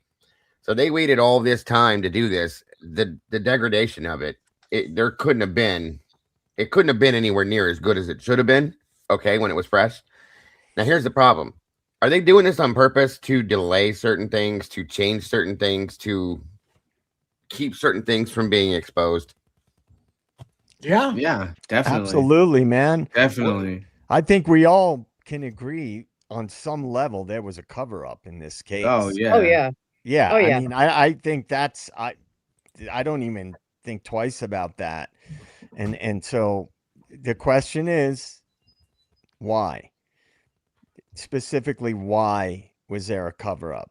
Now we can. Well, now we got. Now we kind of have it. Now we kind of have motive for the cover up. Kind of have it. We have motive. Yeah. So, and I do have a question. I missed somewhere throughout this case where the rumor came from about the Fight Club. Yeah. Like, how did that rumor get born? Because I saw somebody mention it in one of the earlier posts on So there the, was in the there were chat. several things that I remember. I'll just try to be brief about it. There were several things I remember. There was somebody that was starting to discover that people in town had all bought like a Venmo purchase of exactly the same dollar amount, like $6.99 or some shit like that, right? And that people were paying to watch some kind of fight. And so there was this idea that at the grub truck, even you see like a group of people that are all sitting around watching their cell phones, that they had paid money to watch some kind of fight, and that they were cheering on. And some people hear them saying something like "Go Xana" or something like that, as if Xana was part of the fight or Ethan was part of the fight. There was crazy shit that came out. But from what I understand, that's kind of where that rumor started, that there was this kind of like underground fight club in the fraternities, and they charge money for pay-per-view kind of thing, where if you paid money, you get to watch a live stream of a fight that was taking place somewhere on campus in the underground sewer tunnels or whatever. So I don't know if there's any truth to it all, but that's what I remember the rumor starting with. But I'll be right back, guys. yeah, Okay. at So least we're called to a frat about a fight and it led to. I don't know Ethan, I about heard. yeah.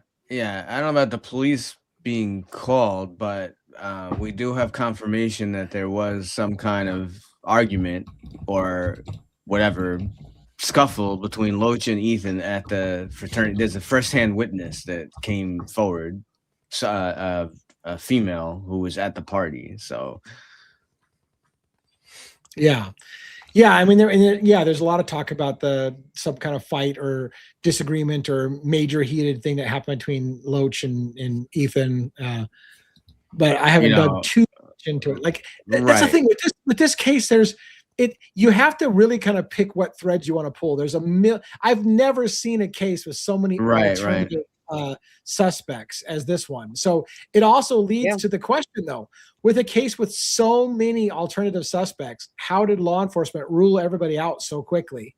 And then wait for a month for a lead on Brian Koberger and then go balls in on Brian Koberger. It just, those are the $1 million questions. There's a million. Absolutely. Yeah. I mean, it's like a ground ball thing. Obviously you always look at, family members, ex-girlfriends, ex-boyfriends, wives, husbands, all that, you look at those the relationships. And then after that, like they have the show called 48 Hours. You look at the steps, you look at where every place that these people went and one of the, if you have someone that was at a party that visibly and in public with hundreds of other people saw some kind of argument or fight, then now that doesn't mean that he killed them, but that's definitely a place to start. You definitely would go there and question. As far as I know, you would have to. Yeah, I don't believe there's any interview with Loach, as far as I know. So many things, and I'll say it for the millionth time, so many things were not followed up with that the only explanation to me is you don't ask questions for things you already have the answer to. So those should have been logical questions. Well, wait a minute. What if it was this? What if it was this? What if it was this? And when they don't follow up on those, it must be because they already know it's a waste of time to go down that path because they know what the answer is. That's my conclusion. Right. And it's like when Gunderson was out there canvassing, that's why there was no real hard pushback. To me, in my opinion, it was like they were just going through the motions, making it look good so that people didn't look behind the facade that was being put out as a supposed investigation. So I agree with that, DA. Shelley thinks that this case has many testicles, or I've been drinking too much and it's many tentacles, but I'm thinking it's many tentacles now that I'm thinking about it. Yeah. So yeah, good point. Sorry, I can't help it sometimes. I read things incorrectly, and that's what I saw the first time. So we didn't talk anything but Idaho 4, and I guess that's what a surprise. I mean, how do we? How do we? Like Dago said, there's sincerely a part of me that's like, oh my God, I just want to be done with this case. But how can you be done with it when I feel like maybe now today we're closer to getting to what really happened than we were 3 years ago. We're finally and I've said it before, in a lot of ways, it required the case to be closed with the plea deal for the documents to start getting unsealed. Because while there was an ongoing trial, everything was sealed under, sorry, this is an ongoing investigation. And there was a part of me that said, look, the real work in this case is going to begin when it's closed. When the case is closed and they can no longer have a reason to hide things behind behind the whole, it's an ongoing investigation thing, then we're finally going to be able to actually start getting to those real questions. Well, and that's what's happening, I guess. Too, Lee, I'm sure you could ask the community here now from both sides of the fence here, if they want to talk about something else, and watch what their response is. Yeah, good. Yeah, let's do I was to say, should we do a poll or just kind of like, let's do it. Okay, let's do a poll. Let me and to chime in on that, I think we're close to having very, very significant threads to pull. Yes.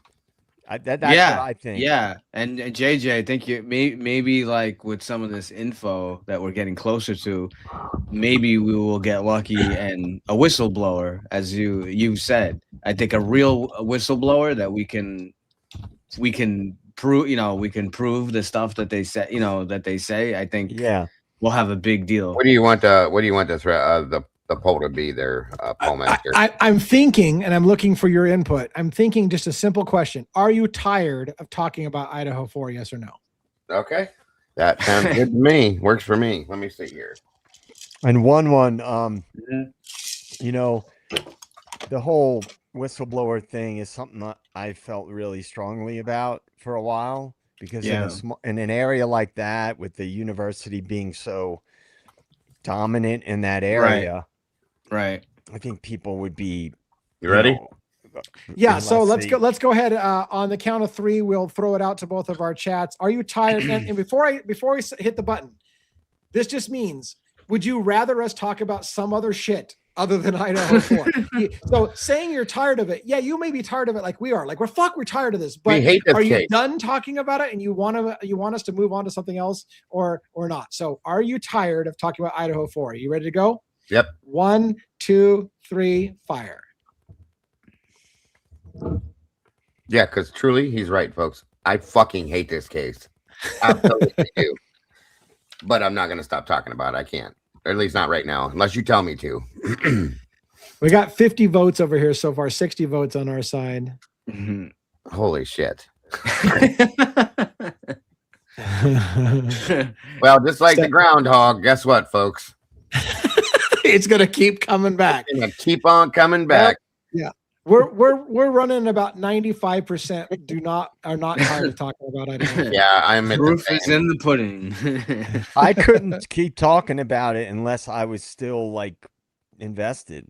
And that's what I mean. Like, you're right, because there's so much more to this, you guys. Like Joe said, there's threads that are starting to dangle now that we have to pull. It's not that we want to, we have to pull on to unravel what is happening now. And every time, like, I feel like, okay, guys, you know what? I'm going to do something different. I think about it the night before. I wake up the next morning and boom, the bomb dropped. And it's like, shit, okay, change of story. And I go back in to do what I'm going, the same thing. So there's never not a time to talk about something in this. And I wanted to talk about something in more general, like overarching type of thing. Humans have instincts. We have them for a reason. It's part of it's in our DNA. It's a survival mechanism that humans have. Now, science has not been able to figure out how to study that yet. But, I tend to think it's like connected to like quantum physics. Like there's an energy field out there and we are tapped into it. We just don't always know it. Yeah. And that, we pick up signals from things. I've believed this for a very long time. And that we pick up signals, and in the quote unquote gut instinct is often not trusted a lot, because we're all wacky humans. We question everything. We've got our history and our intellectual, state of mind and all these things. And we question our instincts. But I think gut instincts, one day, probably long after I'm gone, there will be a way to measure it. And then credence will be given to people, some sort of telepathic communication that occurs with humans. And it has been studied, by the way, because when I was in college, I did a paper on experimental psychology paper with parapsychology. And they have done a lot of studies on like morphic resonance and things like that, where, and ancestral memory and all these kinds of things. Anyway, my point is, we all have instincts for a reason. And when certain cases or certain things that are going on trigger that, you have to follow that. And that's what leads to us pulling the threads. It's a gut instinct that there's something here. Yeah. Yeah, it's kind of deep, getting all metaphysical and shit, and philosophical and all that shit. But it's. I think intuitively, people across the world know that this case stinks to high heaven, and so yes, while there's a large number, unfortunately, and I don't like to use this word, but a large of sheeple who just go along with whatever mainstream media tells them. The reality is that, for the rest of the critical thinkers out there, there's like, this fucking case makes no sense whatsoever. And yet now it's starting to kind of make sense, because now we're starting to see the why, the motivations, and holy shit, will this be a normal? Like, and here's the problem. I was just talking to my wife today. We're still listening to more chapters on the audiobook of the Framed book. And they're talking about people who languish in prison for 17 years, falsely convicted before they're finally released. So, I mean, is there any possibility we're going to get the answer soon, or is it going to be 20 years from now when we finally get the answer to this case? I don't know, but because a lot of times it doesn't happen quickly. But there's a lot of momentum behind this. Unfortunately, a lot of cases that have a wrongful conviction don't have pit bull communities going after it like this one does. So maybe this will help. But you're muted there, Dago. You're muted. It would be a monstrous waste of the time that we have invested in this if we were to step back and say, okay, that's it, I'm done. Right at this point, then everybody would have us all looking at us saying, are you guys insane or what? You know what they'll say? They'll be like, who bought you guys off? Because you guys stopped talking about this. Right. And I got 88% said no and 12% said yes. Wow. Yeah. There's a reason for that. And I still follow the Charlie Kirk case, by the way. Yeah. So I've still been following. I do too. I do too. Yeah. So it's, this, I think, DA, you can admit it. The Idaho 4 is a barn burner case, one of a century. You know what I mean? Like, this is the craziest case I've ever seen in my life. It is. It's insane. Like, it's the craziest case I have ever heard of, followed. It's insane. And I have a couple of family members that follow TruCrime, but they just follow what, the sort of mainstream people like Megyn Kelly and things like that. And I'm like, oh man, you gotta go way deeper than that, man. This case goes way deeper than that. This case is monumentally obsessive for it's the true crime case of the century. It feels like, because of just the absolute. And again, it's funny.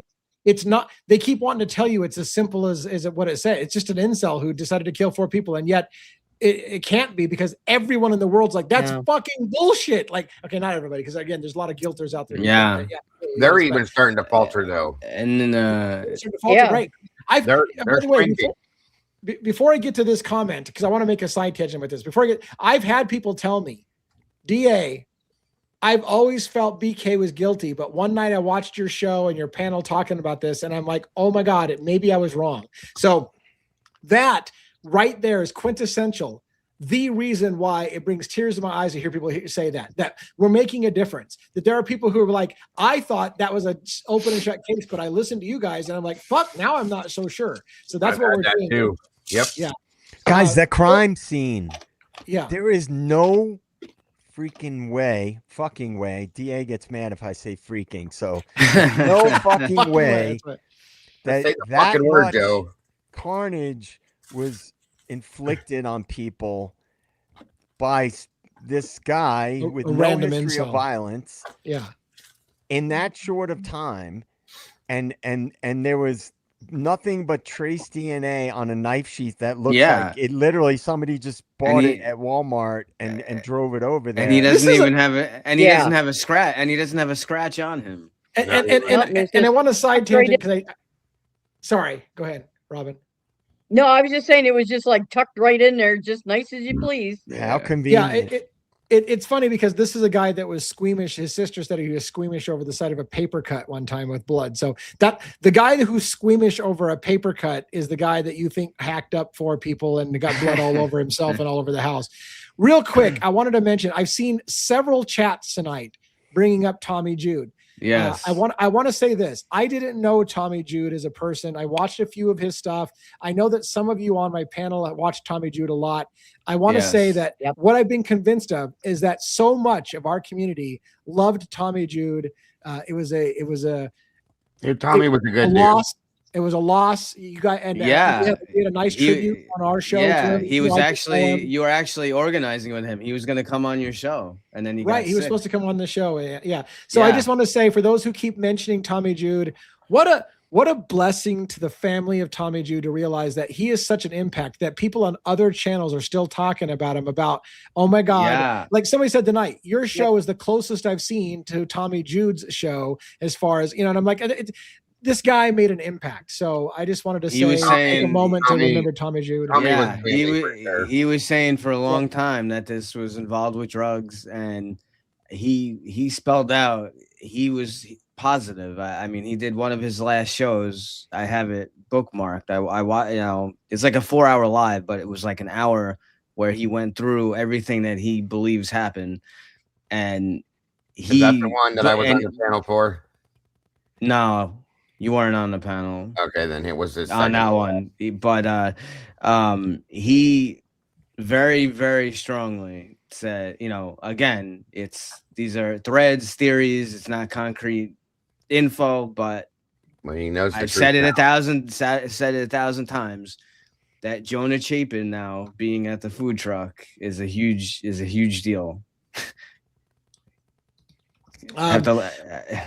Real quick, I'm gonna go ahead, Robin.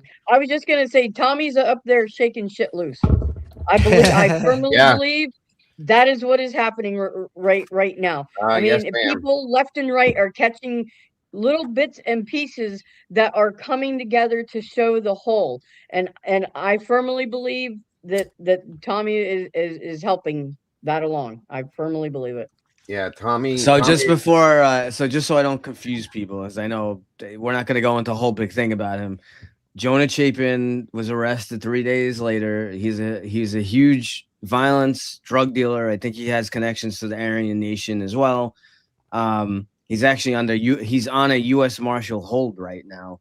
He is not related to Ethan Chapin. Yes, he has the same last name as everything else in this case. How many people have the name? Jack, and he's not related to Ethan at all. So, and someone just mentioned the Fight Club DA in the chat again, because I saw it come up a few times tonight. I don't discount anything.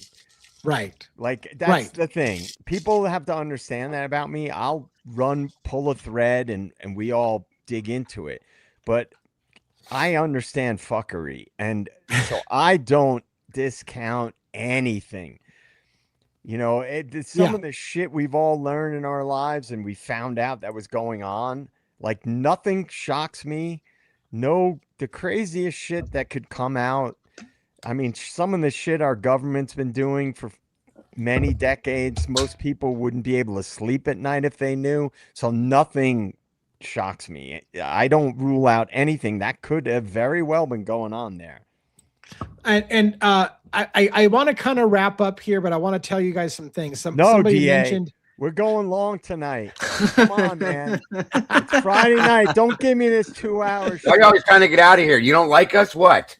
What? You know what? By the way, you got me tipping a few. You're not bailing on me now. listen, you know what? We got Joe wired now.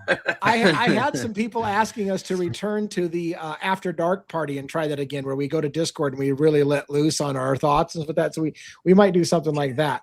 Well, what I was trying to get to on the close was some people mentioned the custody queens. What you guys don't understand, by the way, and I just want to let you know, I'm still in talks with attorneys, including the custody queens. We have been recently texting each other in private about the recent, same with you, Dago. So do keep in mind, I know you guys say that we should get together with them. We are actually kind of forming that friendship where we talk to each other outside of what you see on the channel. So the custody queens and I have recently talked about the new crime scene photos that came out. We've recently talked about I gave them a copy of my letter from the FBI saying that they're not going to respond to any of my FOIA requests and stuff like that. And they're looking it over. So we are behind the scenes, we are still working with custody queens, and Ali Benevento and I still talk, attorney. So we just because you don't see them on the show doesn't mean that they're forgotten. We are actually working behind the scenes with them. It's just they have their own shows and they're not always up here. You guys know, in fact, it was 3 hours ago. I had a respond. I had to respond to Kristen about us doing a new situation coming up here soon too. So. Nice. It's coming full circle, guys, all the way around. That would be my second show with them. So yeah. And by the way, speaking of that, real quick, if you don't mind me doing a real quick plug, Lee. Tomorrow, 1 p.m. Eastern Standard Time. I'm gonna be joined by Logan from Bronx Tales, TruCrime. Nice. Yeah, we're gonna be getting together to discuss some things together. So I would love to see all of you guys there as well. If you can be there to check it out, it'd be a great show. It's funny you mentioned that. A long time ago, I saw Bronx Tales, and I thought she would be a good fit for, our panel and stuff like that. And so I reached out to her, and I can't remember. We didn't go very far. So it's funny you mentioned her because I just mentioned her again. I was like, man, what happened to Bronx Tales? Because kind of dug her vibe. So maybe we'll discuss that tomorrow. Then I'll be interested to watch that. That sounds really great. And by the way, Murder Metal Mayhem, Pete Alturi. Let me do at the sake of annoying the people, do a little bit more love bombing. Pete Alturi was one of those channels in the early days when I was a little channel. I was a little tiny channel. I told everybody, I'm a nothing. I'm a tiny channel. He recognized something in me. Pete Alturi went on with me and introduced me to his audience. Birdie Bombshells, another YouTuber who had a bigger channel than me, that said, man, I see something in this guy, brought him, introduced me to his channel. I just want to say there's a lot of unsung heroes out there that when we were small, they recognized that we had something special, and I still have a warm spot in my heart for Pete Alturi. We don't do the weekly show that we used to because we felt like we weren't 100% dovetailed on things, and we thought we were just kind of force things too much, so we stepped back a little bit. But he and I are on a friendly basis. We exchange text messages from time to time. It's always friendly. There's no love lost at all there. So thank you for all the creators who helped us and recognized, and I hope that we do the same thing. When we see promising channels, we'll try to help them out as well and get started. And so it's a pay it forward kind of thing. So thank you all. I do that constantly. I love doing that. Yes. Well, I found Dago through this channel. I think DA, I think I found you either through Birdie or Pete. Yeah. And so I found other creators through different channels, Unfiltered Lucky, like different people that have been around the horn, and that's how you get exposed to different people. And for me, it was the Idaho 4 case, obviously, that exposed me to different people. Now I watch Dago's channel pops up every day in my feed. Yep.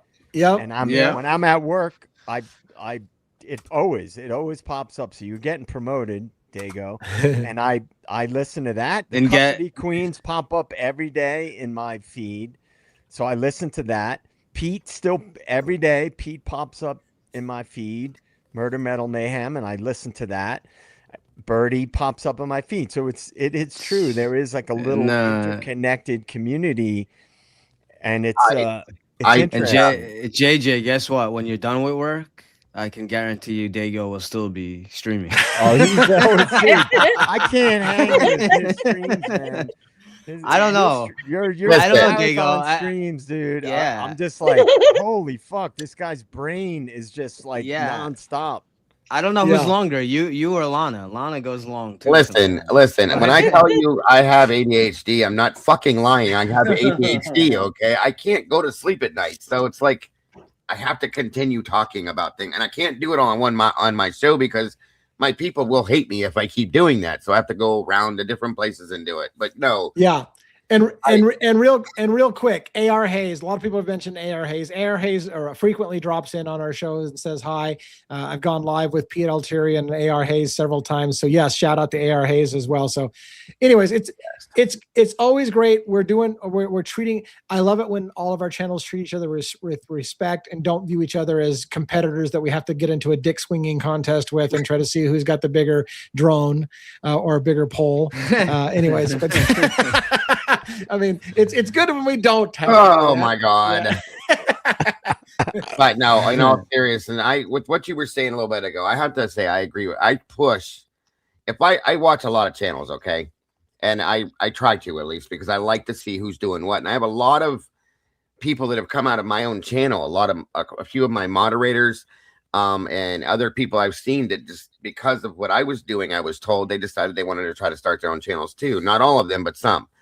And I try to push. If I see they're here doing the right thing, looking for the right things, in my opinion, they're not out here just trying to cause drama or things like that, I will absolutely run. I've spent literally, I mean, you guys have probably seen it, 15, 20 minutes dropping links in my chat for other channels to try to get them going. You know what I mean? Go see them, check them out. They're doing great things. And I fully believe in that, you guys. That is the only way. It's not a competition. Please, please, please. Anybody that believes that, you're out here for the wrong reason, okay? Nobody is out here. We shouldn't be out here damning other people because they're doing better than you one day than you think you are, or things like that. That's not the way to do this. Please don't do that. Yeah. You know, support each other. We are all we have out here. And at some point, it's going to come back, folks. I fully believe in real karma. If you do the right thing, it will come back to you. I promise you that. That's all I'm saying. Yeah. Here. DA, I got to say something here. Yeah. Two things. I lied. I got to say two things. We should keep going. Number one, people in the chat want us to keep going. And number two, I made a post in the chat earlier a while ago. And I said, Dago looks like the kind of dude you would not want to fuck with. And I know he's from the Rust Belt. And I know people. I can read people pretty well. I'm pretty sure that Dago is the kind of dude you would not want to fuck with. Anyway, I just wanted to say that. Well, it's a good point because, like when we talked about going out to places like that neighborhood where somebody was trying to shout me out and tell me to go the fuck away, it would have been nice to have people that are by your side who would be like, yeah, that's, you know, you're not going to intimidate us kind of thing. So that's always cool. As far as, I mean, I see you making a pitch for going longer. And as far as going longer, we can do that. I know if you guys want to stretch it a little longer, we can. What do you guys think? Do you guys want to wrap up? I usually don't try to make it no more than 2 hours. I don't want to burn people out, but freaking, I'm talking to Dago who goes sometimes 5, 6 hours at a time. Forget about it. Do a poll. All right. I'll put my poll out there and see how it goes. Let's see here. Onward. Let the people decide. I guess I'll do the poll too. Hold on. We might have to take a piss break to. I have to be an instigator. I'm sorry. What are you asking? Should we go longer tonight? How about that? Yes, no. Should we go longer? He's making sure he's saying tonight, so it doesn't end up being a regular thing. Okay, I got a life. I got 5 cases I cover. God damn it. Look, you instigated this shit, DA, yesterday. I know. You're gonna get some drinks. All right. I don't get out much these days, and I don't. I get it. This is our social entertainment right here. You got to deal with Friday night out. Yes. All right. So, are you ready for this poll? It's going to be. Should we go longer tonight? Yes, no, and I don't care. Okay, I didn't add the I don't care. Let's go I don't care. How about that too? I don't care. All right. Should we go longer tonight? Yes, no, I don't care. 1, 2, 3, pop it. All right.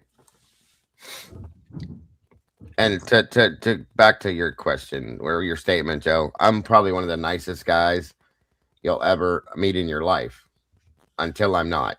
That's all. Yeah, I get it. Look, you That's don't all have I'll to tell say. me, dude. I can read shit. Yeah, I I'm a wouldn't wanna very fuck nice with you, I person. know I that. love people, but just don't piss with the people I care about. When you do that, we have a problem. That's when the Sicilian comes out of me, as I call it. I wouldn't want to mess with you.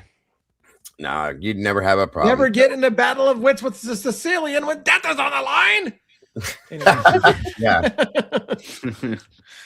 I'm running about 91% going longer, 3% no, and 6% they don't care either way. And I think what it is here's the thing.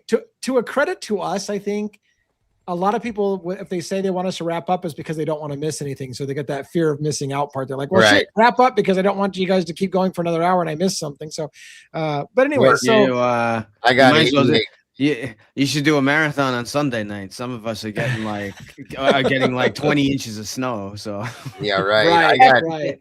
I got 88% says yes, we should go longer. I have 0% that says no.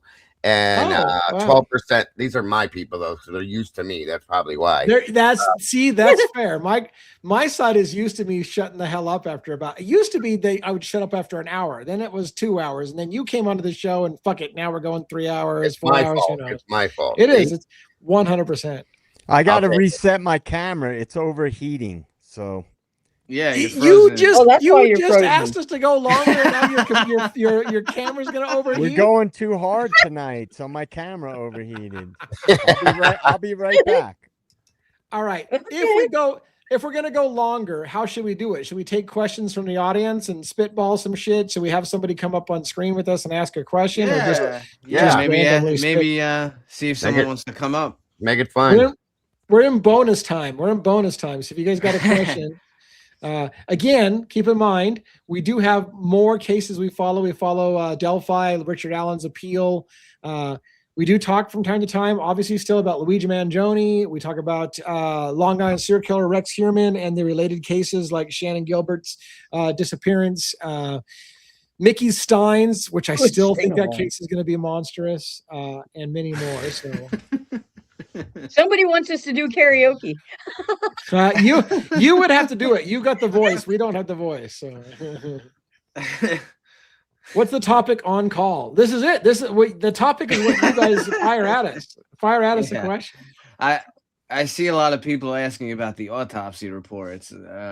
See, we can't. I can't comment if we haven't seen it. Yeah. Right. I didn't really a little bit, but it's not really much of a report, you guys. It's just a little bit more they gave us of certain things. That's it. So, and I didn't go through 90% of it. I just got a chance to glance at it because I can't even find a link to it. I tried to find it when somebody said the autopsy report out there, and I couldn't even find the link to it. I'll give it to you. Hold on. And I just want to kind of, I saw several things in the chat saying, I wish they'd read the documents. Well, they just dropped yesterday. And so you have to remember, folks, we all have like other responsibilities. Dago has his own channel. One he's got a demanding job. I'm working 10-hour days right now, folks. I've been looking at blood for 5 days, you guys. We will get to them. We will get to them. So, and if you guys have ever, this is one of the bitches I have. It's not a bitch about Lana, but I have people tell me all the time, I like Lana because she actually goes over the legal documents. And I'm like, I go over the legal documents all the time. And here's the worst part. When I do go over a legal document, I fucking go in depth. Like I talk forever about the legal documents. So I do cover legal documents. But again, as Robin said, there's only so many hours in the day. Did you fix your camera, Joe, or is it just temporary? Yeah, no, my camera overheats. It's a decent camera, but that's one of the things that's not great about it. If it's a longer stream, it overheats. So you just got to unplug it and reset it. You got to put yourself a fan blowing on your camera to cool it down. Yeah, it's just whatever. Ice pack underneath. Do we do a call in? Queen of Denial. Yeah, let's do a call in. Let me throw the link in the channel. You want to come up on the screen or something like that? That'd be great. Why not? We're in fucking bonus time now, so anything can happen. Anything can happen. Let me put a link back here. Yeah. So if you want to do a call in, come join us on screen, and we will talk to you. Look in the private chat, Lee. Okay. Oh, well, how come I don't find the private chat area? And Robin, I sent you that picture on Discord, by there the it way. is. Okay. It's on the side. Yeah. Oh, I think thank you I very think I much. gave you the same link twice, Lee. I'm sorry. Oh, that's okay. Got it. Okay, so this is the autopsy. This is the new. Redacted exhibit. Okay. This is all 155 pages, I think it is. Oh, good Lord. I can't do that on the fly. No. It's not gonna be tonight. I'm just giving it to you so you have it. I appreciate it. And Amanda, who's our kind of document queen, she told me that she's got it on our Discord as well. So thank you for sending that to me. Well, there you go. I figured she would have it, but yeah, no, it's okay. I thought maybe we're gonna pull it up and talk about it tonight, but I don't think we can with 155 pages. I'll be here all night. We'll be here. We'll be like Twiz and fall asleep during our lunch. Does Twiz fall asleep on his own show? He has. He has. He was on for 12 hours one night because he fell asleep. I did that one time. I fell asleep once on the thing where and of course my lovely mods that love me so much because they're assholes took screenshots of me doing this because I just fell completely out. I think I was on a 10-hour live or something because it was a hearing or a trial or something. But yeah, that's hilarious. That's hilarious. All right, somebody said they wanted to join us backstage. Yeah, there's someone in it. Yeah, we need a link in the chat. Did I not post? I thought you put the link in. Someone is asking here, how do you call in? So, you click on the link in the chat, the StreamYard link in the chat will take you backstage. There we go. Tommy Boy Charm is backstage. Tommy Boy Charm. We ready? Ready? Are you ready? Let's bring her up. What's up? Hey. Hello, Tom Hey Boy. Hello. Good evening. Tommy Boy. Tom Boy. Not how you doing? Tommy. I just dropped the Y. Pardon me. Like I've had a few drinks tonight, so. So I have a question. Have y'all seen Gower's second interview? The one that I have. Yeah, I didn't get to watch it yet. I watched it. I watched it earlier. What do you think of the bomb? Dago said it was huge, right? Dago, you were like you thought it was monstrous, right? In my opinion, are you talking about the police thing, Tomboy? Well, yeah, that too. Yeah. What other one are you talking about? I didn't get into everything. Has anybody seen a document that the red Jeep was broke or? Oh yeah, that I forgot about that. Non-drivable, because I haven't. The only person that's ever said anything was Hunter. Ethan's Jeep that was parked there. That according the rumor was that the battery was dead. It couldn't be moved. It just sat there, right? Right. Yeah. Well, Eric Gower said in his second interview that when he dropped the girls off and he watched them walk in the house, that red Jeep was not there. Huh. And there was a black SUV and a silver car, double parked. Which to me, when you say double parked, you're on the road. Mm-hmm. Or behind another vehicle or something. Yeah, right. But you're on the road. Double parked means you're pulled up parallel with them. Right. Yeah, and if anybody who's been to that neighborhood knows that if you're double parked and you're in there's like next to no room to move around in that place. The roads are really tiny, and it's you have to like do 3-point turns to flip around and go the other direction. It's tight there. Mm-hmm. Yeah, motorcycle always came in handy when we were in Moscow. Sure. Yeah. Especially on those so what do you neighborhoods. What do you, since you brought it up, Tom Boy, because we haven't talked, I didn't get to go into Discord with you guys like I do after shows, but so what's your take on that? What do you think? Well, first of all, I don't think we ever see whether he says the Jeep was there or not. I don't think we ever see on the cameras whether or not it leaves. No. But then again, you're missing everything up until 12:55. So they could have been home at midnight, like they said. Who knows? They could have been in that room hiding or like doing their own thing, and somebody went in there after them first, and then the girls came home to that situation. Maybe, yeah. And then Mr. Gower himself, he just he just overloads his own asshole because he just doesn't shut the fuck up. Dude, shut up. He's not lying, Lee. He would not shut up. He just kept talking. And Lana's like, "You want to keep talking? Keep on talking, buddy. Keep on." Diarrhea. He picked up a fare at what the hell's that bar's name? John's Alley. Yeah, John's Alley, and said he drove him to Indian Hills. Yeah. And that's the same couple actually, that said that they were picked up that night by a police officer. And yeah. Ta-da! Yeah, it was. Yeah, he just didn't know. But then the two investigators that were questioning him are just idiots. I think they actually got them from a Cracker Jack box. Van Leuven is probably the worst form of a police officer I've ever seen in my life. Van Leuven was from the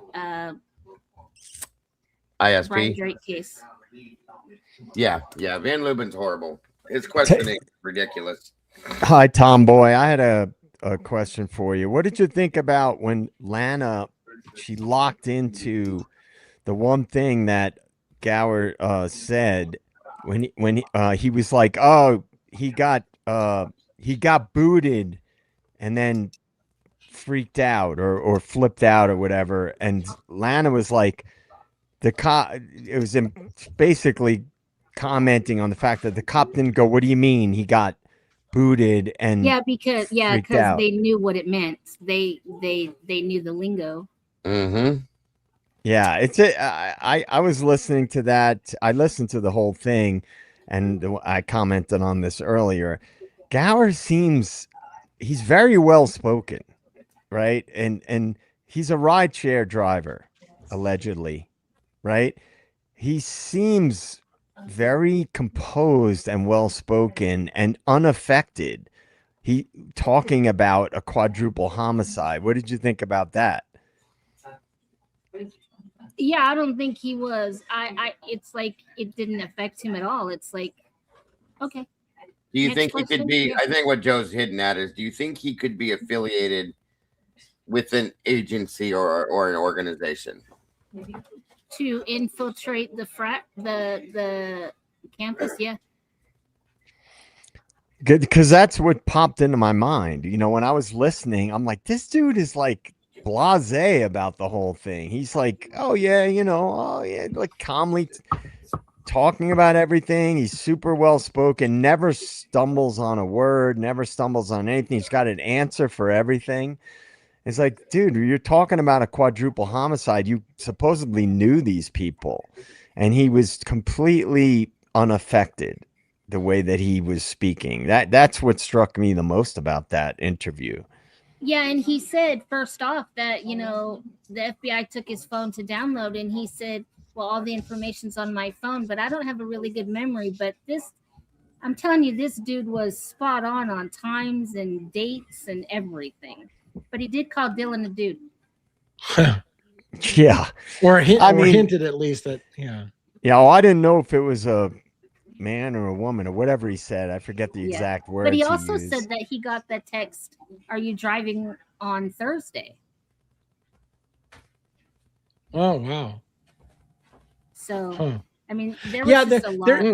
Along that lines, I mean, I don't mean to sidetrack it, but along that lines, there's a lot of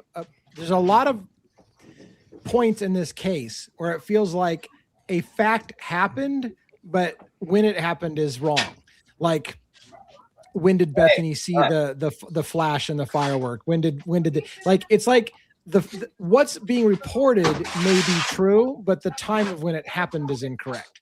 And and again, if you're a person who believes in a lie, the best lies are based on reality in some extent, because it makes it easier for you to tell the lie if you at least have it based in reality, something that actually happened. You're just fibbing about when it happened. So there's a lot of those weird moments where, like, did that happen on Thursday? Did it happen on Friday? Maybe it really did happen, but what day did it happen? And that makes a difference. We did have another guest, by the way, join us backstage. Well, I'll hop down. Y'all could BS. Okay, well, thank you so much for joining us. I appreciate that very much, and we'll make room for another person then to join us up on stage. Thank you so much. Thank you, Boy. Great job today, Jared. All right. Let's make room then for Shelly. And you're on stage. I got to move the parental advisory off your face. It looks like. There you go. How you doing? Yeah, I'm very well, thank you. Hello from Australia. Oh gosh, it's so amazing. We have so many people from Australia who watch the show. It's so Yes, cool. we love our Hey, Aussies. Welcome. What's going on? Can I just say that your chat and your panel is so diverse that it's really interesting to get back onto a panel or see a panel that is having these conversations, whether it's Idaho 4 or it's any other case. It's great to see your perspectives from each one of you. I really enjoy that.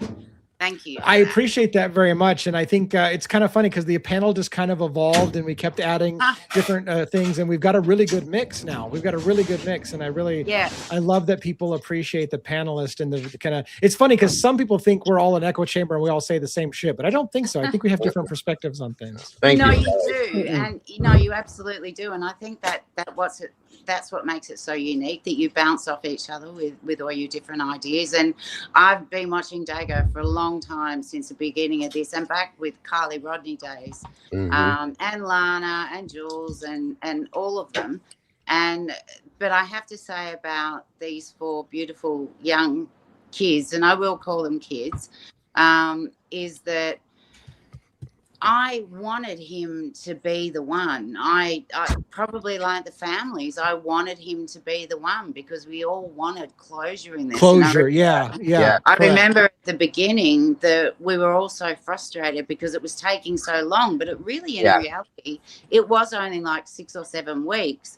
But from what we're all what you're all uncovering, all of you guys, with Lana as well and Jules as well, from all these 4 years and everything, and just discussing it, is that it never made sense from the beginning. None of this made sense from the beginning. And you think about, they put a gag order on it, right? That to me is total injustice to begin with. Why? Because it's a high profile case. Well, there are many high profile cases that do not have gag orders as well. And also, now that the body cam comes out and everything, and the amino black in all the rooms and all the evidence that we're now seeing, I'm totally changed my tune on everything, thinking, I don't know, that they've got a guy, and I feel for the families because they need that end of day situation, and I understand that totally, that they do, but it's not making sense. It still doesn't add up because the evidence is not making sense, and the reluctance in the court of not allowing any other perpetrators' evidence to come in with that DNA and all of that sort of thing that happened as well. I'm beside myself now. I feel like we're back at square one when it first happened. So I want to thank you for being open-minded, because it's great. It's amazing when someone says, I wanted this case to get over. I wanted closure for the families. And yet you kept open-minded. So kudos for you for staying open-minded, because a lot of people wanted to put this to bed and they just wanted to feel like it was over. So thank you.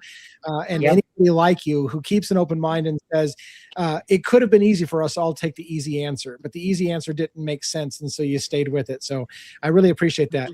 I want to cut us short a little bit because we got 3 other people queued up behind stage. So I just wanted to say real quick, Shelly, thank you for your long-time support as well. God bless. Oh, no problem. And thank you, guys. And thanks for keeping a spotlight on this, because at the end of the day, it's for the victims. Yes, absolutely.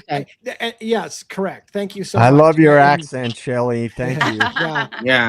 Thanks, very JJ. cool. And thanks to all the Aussies out there. I from what I heard, I was trying to figure out why so many people from Australia watch the show. Turns out people in Australia seem to be like more into true crime than Americans. So it's very cool. Appreciate you representing. We love you. I appreciate it very much. Thank you. And thank you for having me. Okay. You bet. Thank you. Thank you. Thank you so much. Thank you. All right, let's bring up, we got Marty, we got Laura Kaya, we got Lafcadio backstage. So let's bring up Marty and give everybody a chance to get some questions in. If Marty's camera will circle and spin and circle and spin. Are you there, voice-wise at least? Marty Fodrell. Marty may be in a continual spin. Yeah. Don't get dizzy. So I will remove Marty. You're backstage still, but your camera's kind of fuzzed up. So Laura Kaya will be. Oh, Marty's camera just came back on. Let's give Marty one more shot. Let's just see if it works. You there? You're sideways. Figure it out. Whoa. Are you there? Marty's You're upside down. now. You're giving me I vertigo. mean- You're giving me vertigo. You're upside down now. I didn't think my cup of whiskey was that big, man. I'm hammered. I'm off my ass. I'm upside down. It's your fault. Getting Ian. there. He's working it around a little by All right, little. let's pull Marty. Let's get Marty to not give me the spins. Apparently, I have the spins. I've been drinking too much. I got the spins. So let's bring Laura up. That was great, though. How you doing? Hey, oh, you're muted. So make You're sure you muted, mute Laura. yourself. Oh, there we go. Can you hear me? Yeah. Yeah. Yes. Yeah. I'm not spinning or upside down. No. No, I think I'm sober again. What's going on? What do you got for a question or a comment for the panel? God, I mean, there's so much, but I'll try to cut it down. This case is so irritating. I think everybody knows that. Mm-hmm. Yeah. But there's so many things that don't make sense, like how Kaylee's blood is in the staircase, and it's also on the table, but yet she was only upstairs. And like Xana's room, how did somebody step in all that blood and then get out of there without any footprints? And they didn't try to use any amino black in the hallway to try to like track if there was any footsteps. It seems like a cover up. There did seem to be a pretty large pool of amino black outside Dylan's room for at least the footprint. There was a pretty large spot, and there was a big one that we pointed out at the sliding glass door on the second floor. Did you see that But I mean, one? coming out of Xana's room, like with Yes. all the blood that was in there, how would you get in there and do that and then walk out and not? Right.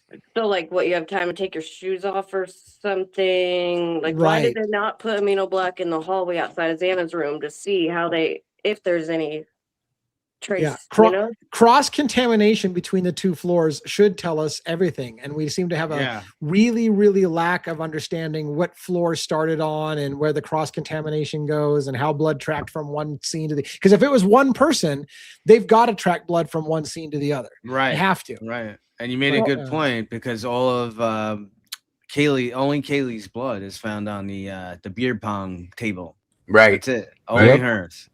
So Yeah, and the staircase between the first and the second floor, which why would you be there and be bleeding, right? Right. Mm-hmm. Yeah. So feels like they didn't do much as investigators, but then again, we saw them all just come in there and storm through the house and touch everything. right, tracking their own footprints through the snow and through the blood, and like it was a shit show and a lot of. And then they didn't bring forensics in until 4 days later, which is another whole what the hell, So yeah, they were going around. They don't need forensics. They already know what happened. Right. There you go. That's what I'm saying. That's what I'm saying. There it is. All right. I'd like to give you at least two. Do you have another comment or question before I give room for Lafcadio to come up, and we'll try Marty again if they're still back there? Do you have another question? Well, like the whole Eric Gower thing, it seemed like his interview was like an hour and 45 minutes or something like that. Mm-hmm. And like the very last 5 minutes, he seemed to like push in there. Oh, last guy didn't ask me, but I just want to let you know, like nobody asked me about where I went after I dropped them off. So I'm just letting you know that I did go there with them. Like it was really weird how like he was pushing it. Like I have to let you know because nobody asked me. Great point. I didn't see the interview, but that's the exact kind of thing I would pick up on as well. Like, oh, by the way, nobody asked me this, but I want to get this in. Like, really? Why is it so important? Why are you volunteering that? Thank you, Laura. Very good point. Another point I forgot to bring up tonight. So I'm like, is he covering for Rosie or something? Right. Right. I'm always suspicious of anybody that's too collected and calm when talking about such a serious thing. Yeah. Like if you don't have any show of emotion, something's And- wrong. Right. And he When you're knew them, and he knew them well. Yeah, So- I that's what I pick up on. I'm like, this Right. dude has no affectation of emotion. He's talking about a quadruple homicide with people that he interacted with regularly, and he's so calm and everything's just easy going, no problem, no emotion whatsoever in his voice. I was just like, that's to me a red flag. Can I ask you a Yeah. question real quick, Laura?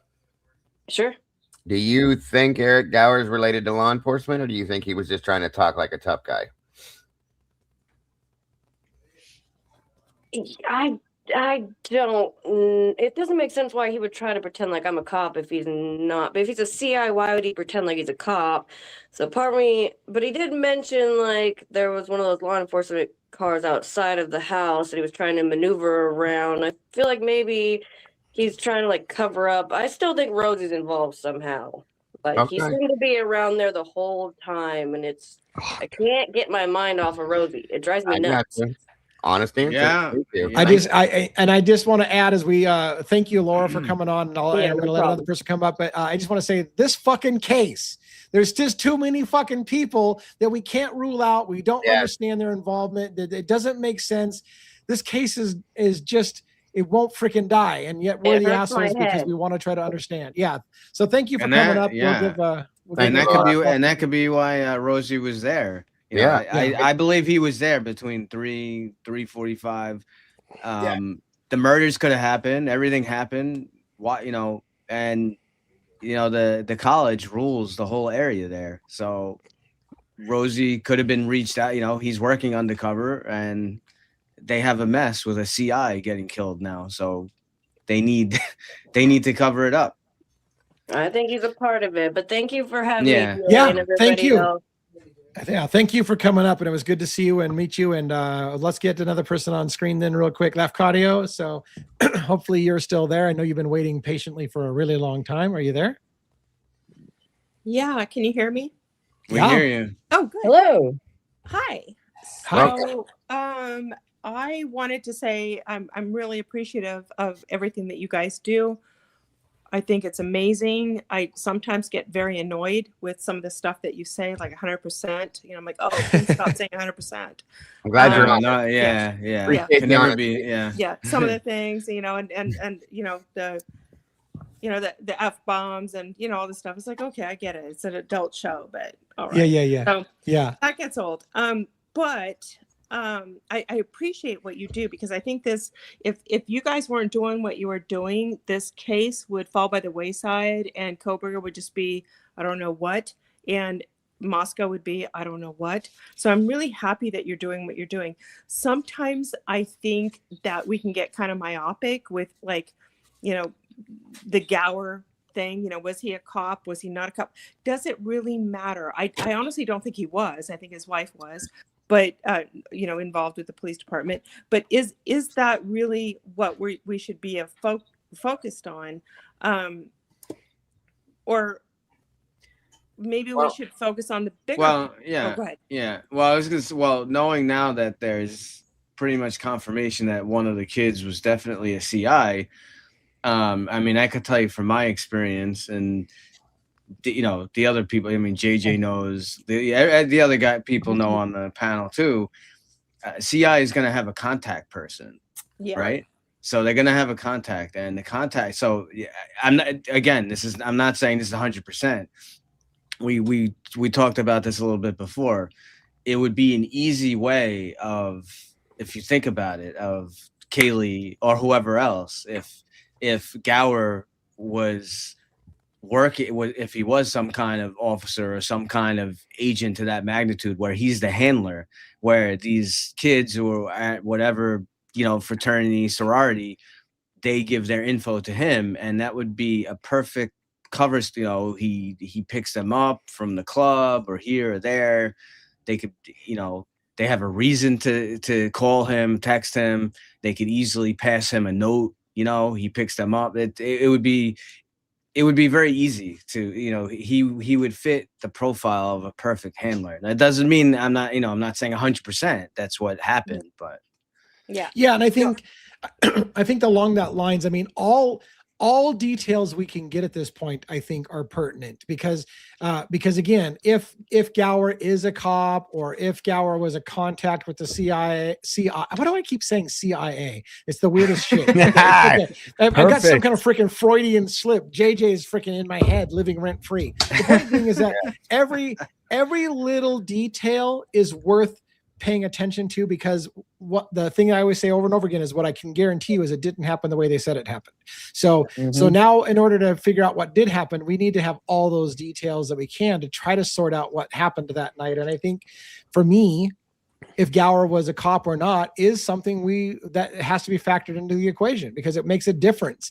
If he was, and he tried to hide that from people ahead of time, that says something. If he wasn't, and so all of those things I think are pertinent to try to figure out the story in the end. But so I agree with that. And also the mention constantly of, Gower being unaffected, having this unaffected. Oh, sorry. You okay? Yeah, I didn't mean to interrupt. It looks like No. You're good. You're good. So I'm watching my TV. I'm looking at my phone. So of Gower being unaffected, a lot of the people are unaffected. I am a mother, and I know a lot of other mothers. I work with a lot of mothers, and Christy is incredibly unaffected.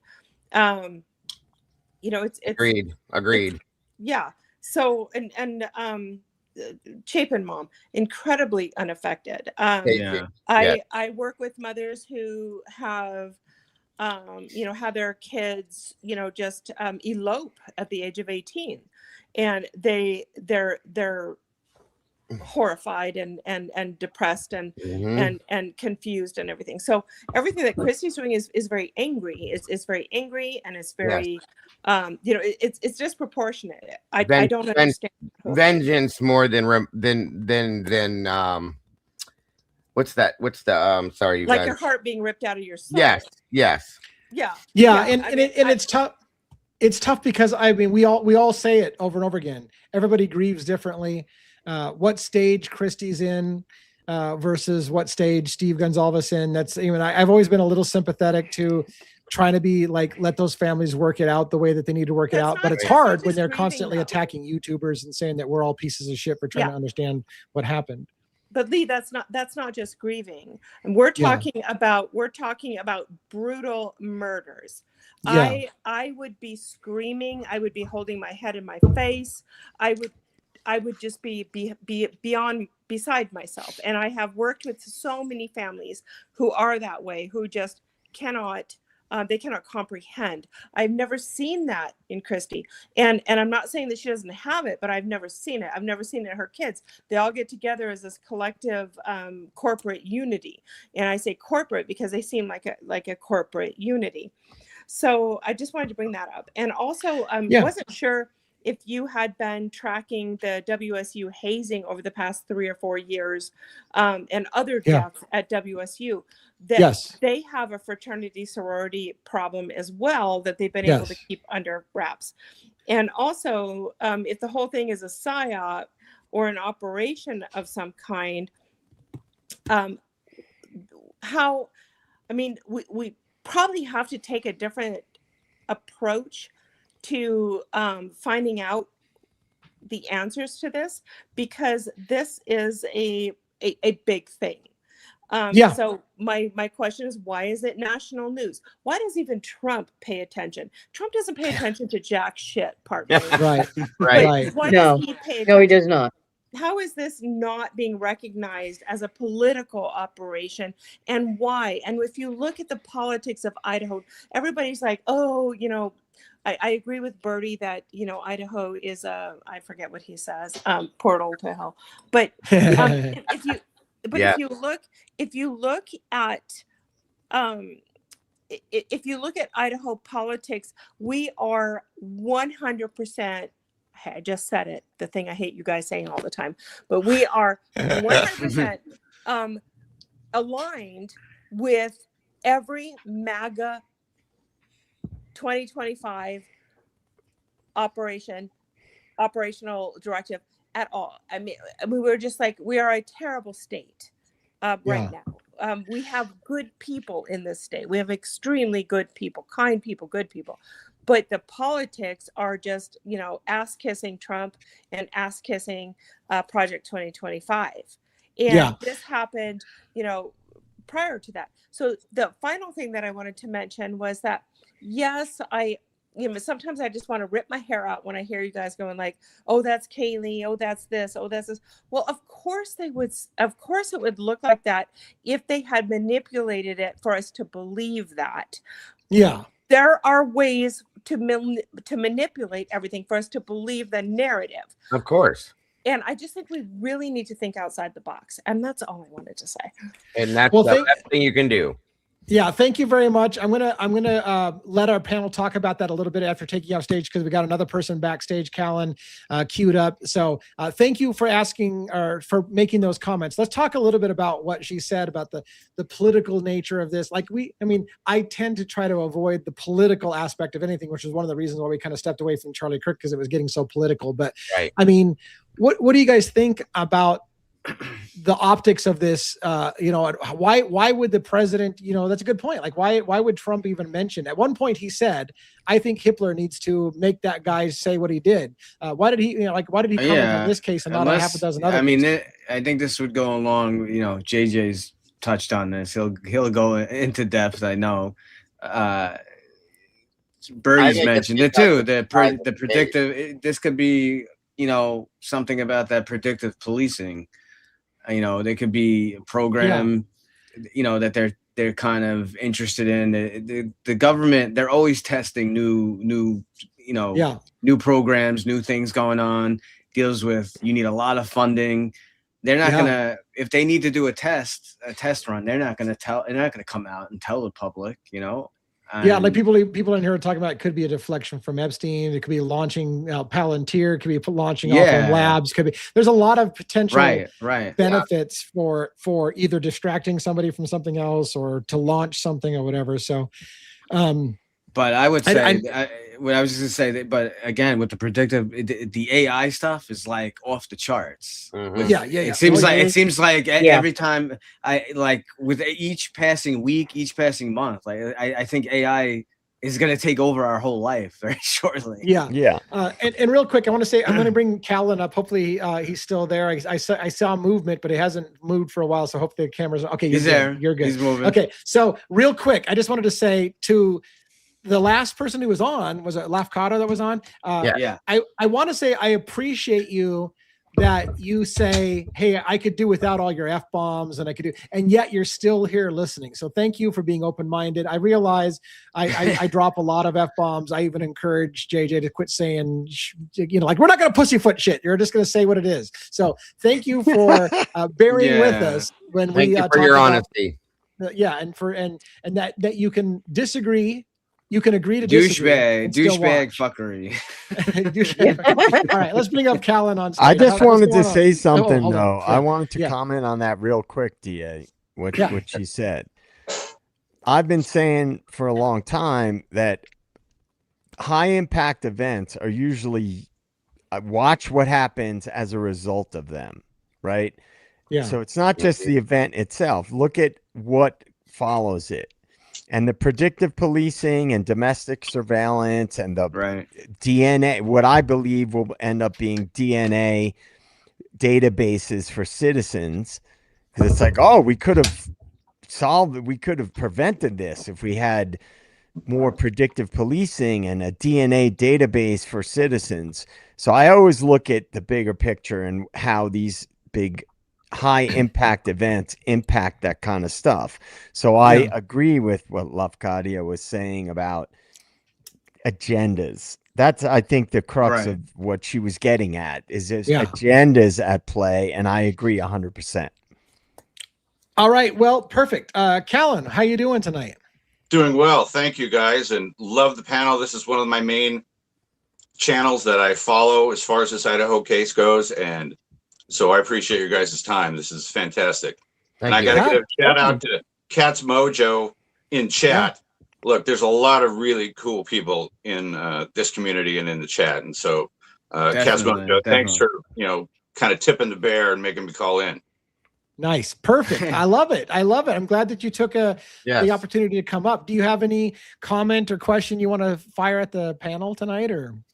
You know, as the documents come out, and especially now that these photos have come out, I have just a truck ton, but I won't ask them all right now. But one that's really just kind of stuck in my craw since the beginning of the document dump back in, I think, August. Everybody knows that 1122, the house was made of paper. Yeah. And everybody calls Dylan and Bethany the two biggest liars on the planet. And I want to besmirch their character. Yeah. But all the interviews that they did, every time they were talked about, and they said that they called, all 4 victims. If that house was made of paper, why were they never asked if they heard the phones going off? Thank you, sir. Thank you for saying that. Yeah. Yeah, well, no, it's a great point. Like, and maybe not related, but why the fuck are you calling everybody in the house instead of just walking one room over to go talk to somebody? Like, everything about that whole situation makes no sense. With the way that house was built, why couldn't you just call up and say, "Hey, what's going on up there? Are you okay? Call down the hall. Are you okay?" You could have very well. Yes, Robin is right. And is it Callan? Is that how you pronounce your name? Correct. I just want to make sure I don't say it wrong. I said 3 years ago, why did nobody say, "Hey, I can hear the phone ringing in Xana's room or in so on and so forth." Then they put on this act. This is another issue I had. That's why I'm grateful you said that. That they don't know that they don't even know. They said that they don't even know where Kaylee and Maddie are. You had to hear the phone ringing. Exactly. Period. There's no way you didn't. Dylan herself said you hear everything in his house. So I want to give you gratitude for saying that, sir. Go ahead, Lee. I want to point out another thing. And I don't know what Callan's thought with this is what bothered me too. For the longest time, we heard the story in America. All of the people were sleeping. This guy came in the middle of the night when everybody was sleeping. And then slowly over time, we found out, maybe the girls weren't sleeping. Here's some phone messages. And even then, Ann Taylor had to say, if you're going to release the phone messages, then release all the fucking phone messages, not just part of them. And then we find out, wait a minute, they were awake all fucking night long. And they were texting. Like, why did that have to come out in stages? And why did we have to get lied for the longest time that everybody was asleep? So that we all had this idea that everybody just got expired in the middle of the night in their sleep. And then you find out they were awake. They were texting. It makes no sense. They didn't call 911. I see Xana laying on the floor, but I thought she was passed out, but I didn't bother to just go over and ask her if she's okay. I'm going to go call her instead. And it took forever to get those details to come out. Why? Everything came out like that, Lee. If you think about it, everything came out in like small sections and little pieces. And I got to wonder, you guys, is it because they were basing it off of the reaction of the public?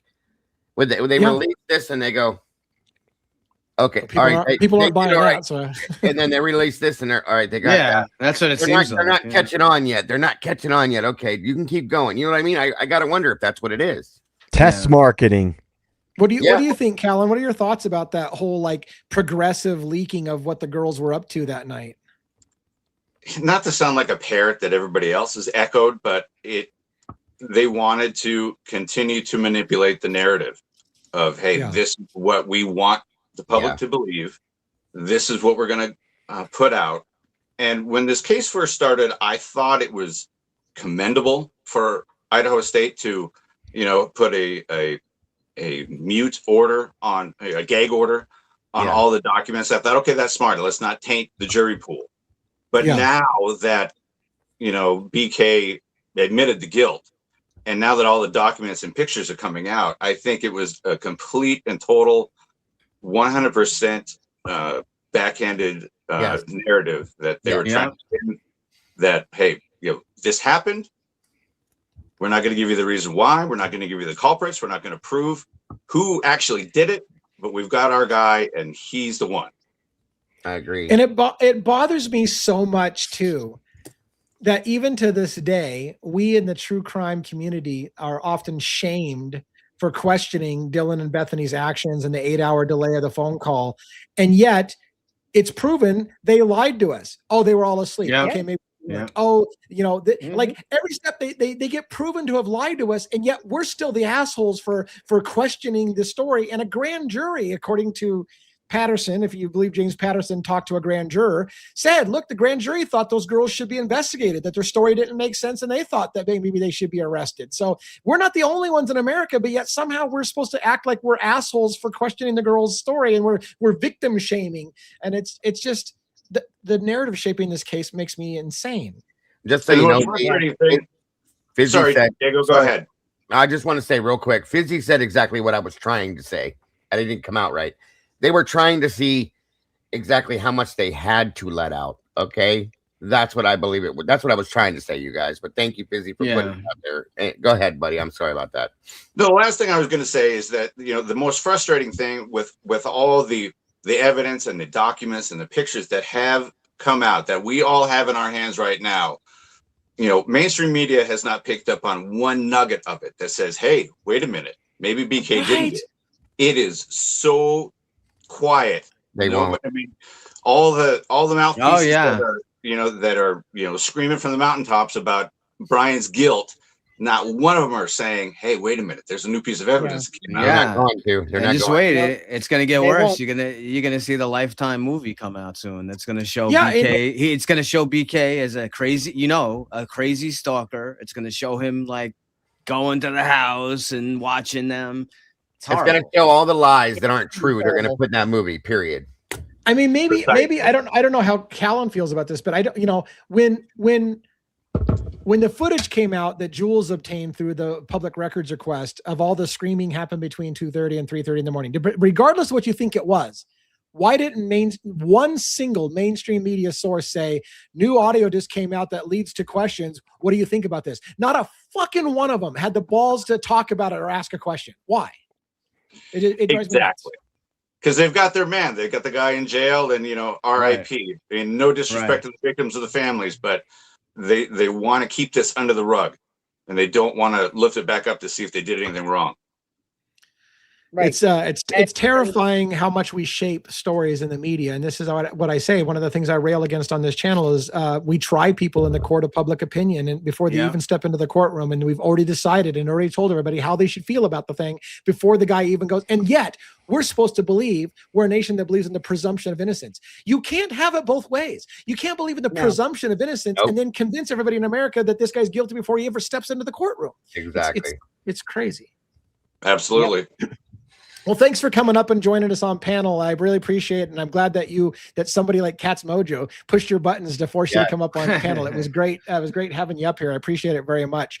Appreciate your support. Yeah. Thanks, guys. Thank you, brother.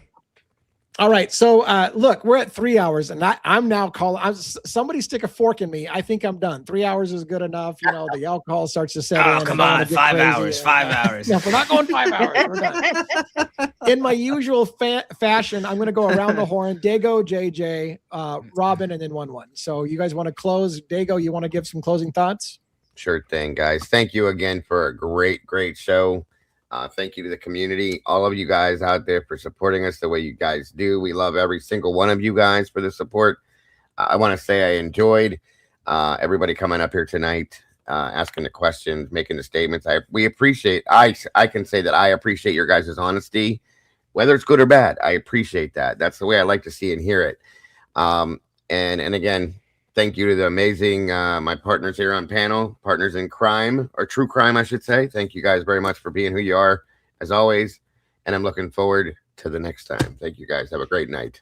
Awesome. Thank you so much. JJ, what do you got for closing? Yeah, thank you, everybody. Thank you to everybody on the panel and the people that came up on stream, the denizens, the meatballs, and the mods, of course. Man, I'm glad we kind of went overtime a little bit, DA. I think sometimes it's good to draw outside the lines a little bit. Yeah. And I think themes have been coming into focus recently with this case. I think we can all agree we're starting to see patterns emerge that if you zoom out, the bigger picture, the power structure related things, because anything that was going on within Moscow that was connected to other like bigger agencies and law enforcement. And as I said earlier, the money aspect of it with the university and so on. I believe those are usually the threads to pull because they weigh heavy on the things that happen with us lowly citizens in the trenches.